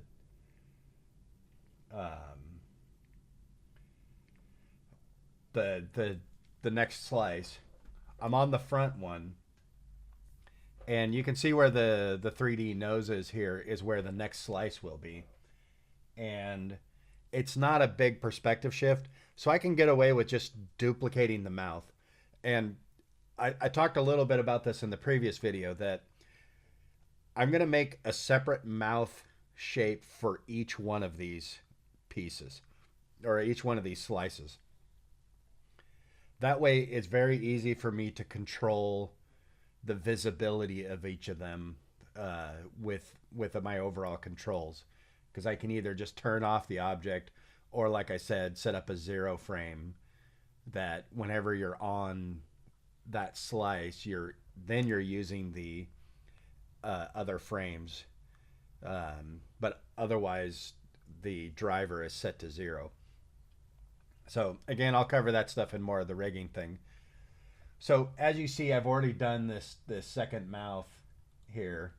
It's an exact duplicate of the other mouth, just shifted over slightly. And I'm going to do the next mouth slice, which I'll move the key over for the body turn, so you can see that the nose now is over here, and you can see where my rough placement is for the mouth. So I think for the most part on this one, I can get away with doing another duplicate, but doing just straight scaling in X to get the shapes to fit. And at some point as I travel around the form, the lips will start to feel very flat. If I keep doing that, it'll feel like just a graphic getting shrunk. So I'll have to go in and revisit them and start to indicate some volume to the lips and to the mouth shape in a way that just scaling the drawing won't get. But I'm going to go as far as I can with as many shapes as I can around until that starts breaking. And so right now I'm going to go through that process for this shape, and let's just see what happens and see whether we like them. And then I can make notes about, oh, I want to fix this lip, and that stuff. I have the mouth shape that I made for slice number 2, and I'm just going to duplicate it and go into edit mode. I'm going to turn on multi-frame here, which will allow me to edit multiple drawings at a time. Hit edit, make sure multi-frame is on, select it, and then drag this over. The mouth definitely looks like it's in the wrong perspective. Yeah, I'm definitely going to have to start doing tweaks to the shapes. So again, that'll just be the sculpt tools, the redrawing as I've done in the other videos. So I'm not going to show a lot of that. And I will be going back to my teeth reference, and I'll probably redraw the teeth. Looking at the teeth in this view will give me a better sense of how they look in perspective, and it'll help inform what the mouth should do. Yeah, so you can see that the perspective of the teeth has changed quite a bit, and that'll help inform me what needs to happen with the rest of the mouth. Because it's a curved shape, like looking at it front on, like you can just look at my ring here as the middle. Looking straight on, it's sort of an equal amount on both sides, but as I come around and curve, you're seeing less of this part, but more of this part. So I think what I need to do for the quick test, or the quick adjustments to see how much I need to redraw, is I'm going to use the sculpt tool and sort of drag the middle around. And I'll pick one of these shapes just to show you what I mean. And actually maybe not even dragging the middle around, because I think the middle's in the right spot, but maybe I take the side that's curving away and push it inward. I'll show you. All right, so as I said, I'm going to start by trying to take the part of the mouth that's away because it gets foreshortened, and just kind of bring it in a little bit to get that feeling of perspective. And I may be able to cheat the middle a little bit farther over to help sell that. I feel like the corner of the mouth's getting a tiny bit extra rounded, but I'll tweak that. I think I'll be able to tweak this or mostly keep to a sculpt for a fix on that. And now I'll do the same thing here.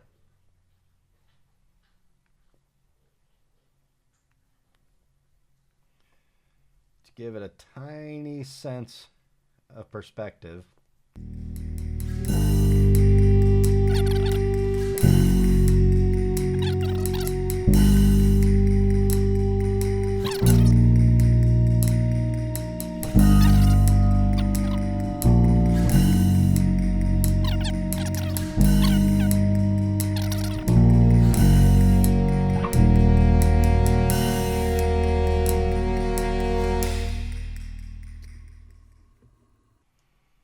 I'm actually getting away with quite a bit more than I thought I would.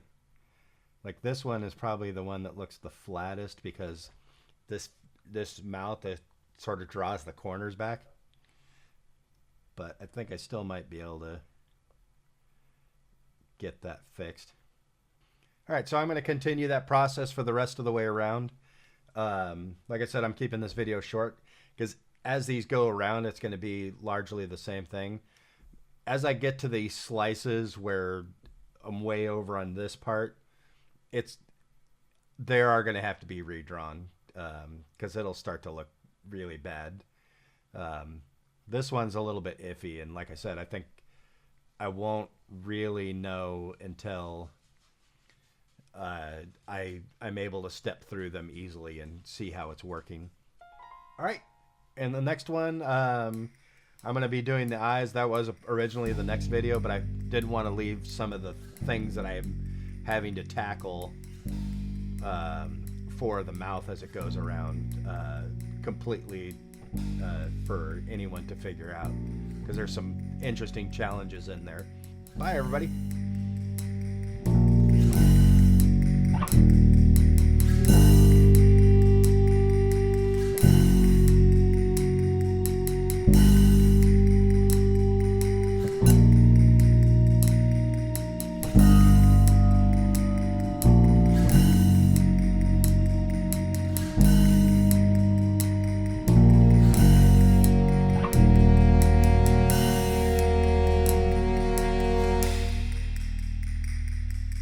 Hey everybody, Chris Newhan here, and I'm going to start doing the eyes for this character. So as I've said many times, I want to do a hand-drawn look for every part of this. I don't want it to feel mechanical or computer-driven with super smooth in-betweens and all that stuff. With that in mind, I'm doing the lids and all that stuff as individual drawings rather than a single drawing that I can move. There are great tutorials out there if you want to do that kind of look. I don't want to do it. It feels a little too much like Family Guy to me. The style that I'm going to do and how it's going to end up rigged is here in this version of my character Buck Chili. You'll see I have this control that controls the eyelid. And as I said before, it's just cycling through those drawings in a way that's similar to what the head turn tutorial did. And I have the bottom lid as well, so I can do any of that stuff. And then I also have these controls so I can do the look plus the eyelids. And I also added the ability to scale the eyes up and down if I wanted to get a little bit of exaggeration on them for surprise or whatever. And I was actually thinking that I wanted to add scale controls to these, so as the eye feels like it's going around the curvature, I can scale it so it feels a little bit less flat. In the next video, I will show how I set those up with drivers and everything to control them. Although if you've watched my head turn video, you'll have a pretty good idea how to do that. So I have a couple layers already set up here. I have outline for the white of the eye, rough layer for the animation of the lids, and then the white of the eye. And I'm going to start with the outline.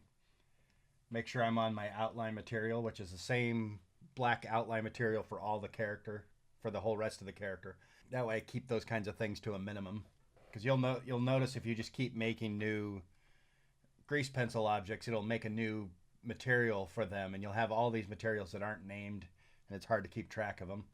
One thing I did recently is I reduced the amount of post-processing that Blender is doing to my drawn lines, because I found it was simplifying them too much at this scale. So I was getting like the lid drawings with only like 4 vertices. You'll notice I'm putting a slightly lighter line at the base of the eye to sort of create the feeling that there's more of an eyelash or brow to the eye. All right, so I'm going to switch now to the white material and go to the eye white layer. Okay, so now I'm going to start working on the animation for the lid. I don't know exactly how many drawings I need. I'll show you how I have this one set up. It has 10 drawings for each lid. This is how this is going to work. I have this control over here on the side, and it's cycling through 10 drawings. It's actually, I think, 9 drawings plus no lid at all. So the first thing I'm going to do, I got to switch to my rough material. It's the same rough material I use for everything. I draw in red for whatever reason. And I'm going to go to the middle, and I want to get the position of the eye in its default pose, which is similar to this drawing here. All right, so I have this first line that represents that midpoint, as I said. And I want to find, I'm actually going to move this back so I can pick what my midpoint between fully open and this will be. Yeah, I want this to have more of a curve, which is something I wouldn't be able to get automatically with a setup using bones, where I'm just sliding another layer around in front of the white. And you could add controls to it, but it's far more complex than what I would need most of the time, and I wouldn't want to have to set up multiple controls or to animate multiple controls all the time for something as basic as this. And I could always add controls to this too if I wanted extra controls. And I'm also trying to get the eyelash to feel like as it goes up, you're getting more of that flat surface, and as it comes down. So on this drawing here, it's much getting closer to being flat.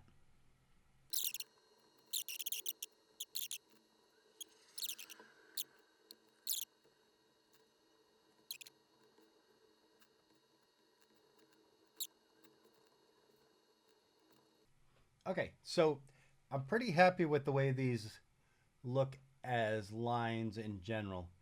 I did do one of the things that I try to avoid doing, which is drawing too close to the drawing.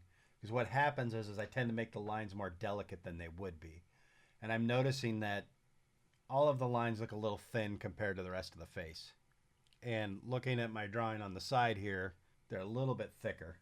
So I'm going to do this as a global thing using the thickness modifier. Just going to thicken these up. Right there is probably good. And then I'm just going to hit apply on that because I don't need that modifier there. So I did that. Now that change is permanent. Some of the thickness I don't quite like, so I'm going to use the sculpt tool and get a little bit more in there. All right, so now I got to draw the eyelid. I'm going to create a new layer called lid fill. I'm going to move that underneath the eyelid line. The material for all these characters, their eyelids match their nose and ears. So I'm going to add a new material and choose Mad Ears. And for the first frame, I don't actually need anything, but I am going to create a keyframe. I'm going to hit I, just like you do when you're setting keys for animated objects. If you hit I, it gives you this option of inserting a keyframe on all your layers or inactive layers, duplicating keys, all that kind of thing. So I'm going to insert a blank keyframe because I don't need any lid on this particular thing.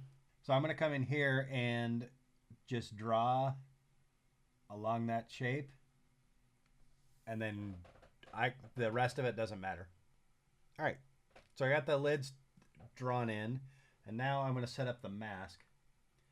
If anyone knows how to set up your grease pencil so the layer default is to not use the lights, I hate having to uncheck this every single time. That would be awesome. So I have the lids, all the upper lids drawn. You'll see it follows, but we have this extra bit on the top, which is going to be masked off. So I'm going to check this box down here to use masks. I'm going to hit new, and right away it pops up a menu, allows you to choose what your mask layer is going to be. And I choose white because that's the white of the eye on my layer. All right, so I'm going to do the same thing for the bottom lid, and then we will work on the iris and pupil. I got all the eyelids done, all the drawings. I am noticing there are some spacing issues with the lid drawings. They're not that big a deal. I don't notice them when I'm scrolling through it, but that's something that I may need to fix. All right, so now I have that all set up. I have the lids done. Now I'm going to set up the modifiers that will allow me to control the lids independently, and then later use, as I did in that other the buck chili thing I showed, use those controls to drive what drawing I'm seeing at what time. So I'm going to set the upper lid, both of the under relations on each layer. There's something called pass index, and that allows me to set a filter, so to speak, where I can make anything one be controlled by any of the modifiers. I can also set their pass index to one. And I could control this layer by layer, but I would have more modifiers to do that. So I'm going to set the upper lid pass index for both the line and the fill to pass index 1. And then the lower lids, I'm going to set them both to a pass index of 2. And now I can go into the modifier panel, and I'm going to add a time offset. This allows you to offset your drawings. It's nice if you have a bunch of cycles and you can just offset them by a couple of frames or whatever. But we are going to use this actual option called fixed frame. And what that does is whatever frame number I have in there, that's the frame of animation that Blender will show. And because I'm going to use the pass index, I can have that only affecting one particular part of the grease pencil object. So I'm going to set that pass index to 1. I'm going to rename this to lid up to match what it's controlling. And now I have as I go up in these numbers, you can see that the lid is working. Now I'm going to set up another modifier, another time offset. I'm going to name this one lid low, change its pass index to 2. I've got to change it to fixed frame. So now I can use this to choose which drawing I'm displaying. All right, so those two things are set up. Now we're going to move on to the pupil. So now I'm going to move on to the pupil. And the pupil is going to be behind the lids but above the whites. So I'm going to create this layer, pupil. I'm going to name it pupil, but it's actually going to include the iris and the pupil. Although there may be reasons why I want to, if I want to have the pupils dilate or something like that, I might want to do a separate layer. So let's do that. I can always collapse it later. So I did do the pupil and the iris on one layer, and then I did the highlight separate. Since I drew that initial drawing that's over here on the side, I've added eye color to the characters. So that is something that I need to sort out for her. Go down to the iris layer. And I don't know what color eyes I want her to have. A green eye with that dark hair has kind of an interesting feel to me. For the highlight itself, I'm going to make a pure white material. Now I'm going to add another modifier, but this one is going to be the offset modifier, which takes the position of the layer and offsets it. And I will show you. You can see right now it's doing exactly what it says. It's just taking the X value and shifting it around. But we're going to change this pass index to 1, and now it's only moving the eye or the pupil. But you'll notice that we also have to set up the mask for the iris and pupil and all that. So I'm going to add a mask. You know what? I am going to collapse the pupil and iris together. So go down to merge down. The only reason I would want the highlight to be a separate one most likely would be if I want very specific lighting. For a 2D character, you can kind of buy that the highlight is wherever it is, but I might want to have an offset that separately from the eye itself. I'm going to go to my iris layer, which I'm actually going to rename pupil, and I am going to set up a new mask of the white of the eye. And now, as I drag the pupil around, it disappears behind what would be the flesh of the face. All right, so that's it for the drawings of the eye. You can animate the eye that I just did as is using those modifiers, but it's much easier to set up the on-screen controls like I have in this character. You know, like being able to move this stuff without having to dig through the modifier panel. Everything's just right there in the viewport. So in the next video, I'm going to show out how I set up all that stuff, and as well as the eye blinks and those kinds of things. And then the same ideas will actually apply to how the brows move and all that stuff. All right. Thank you, everybody.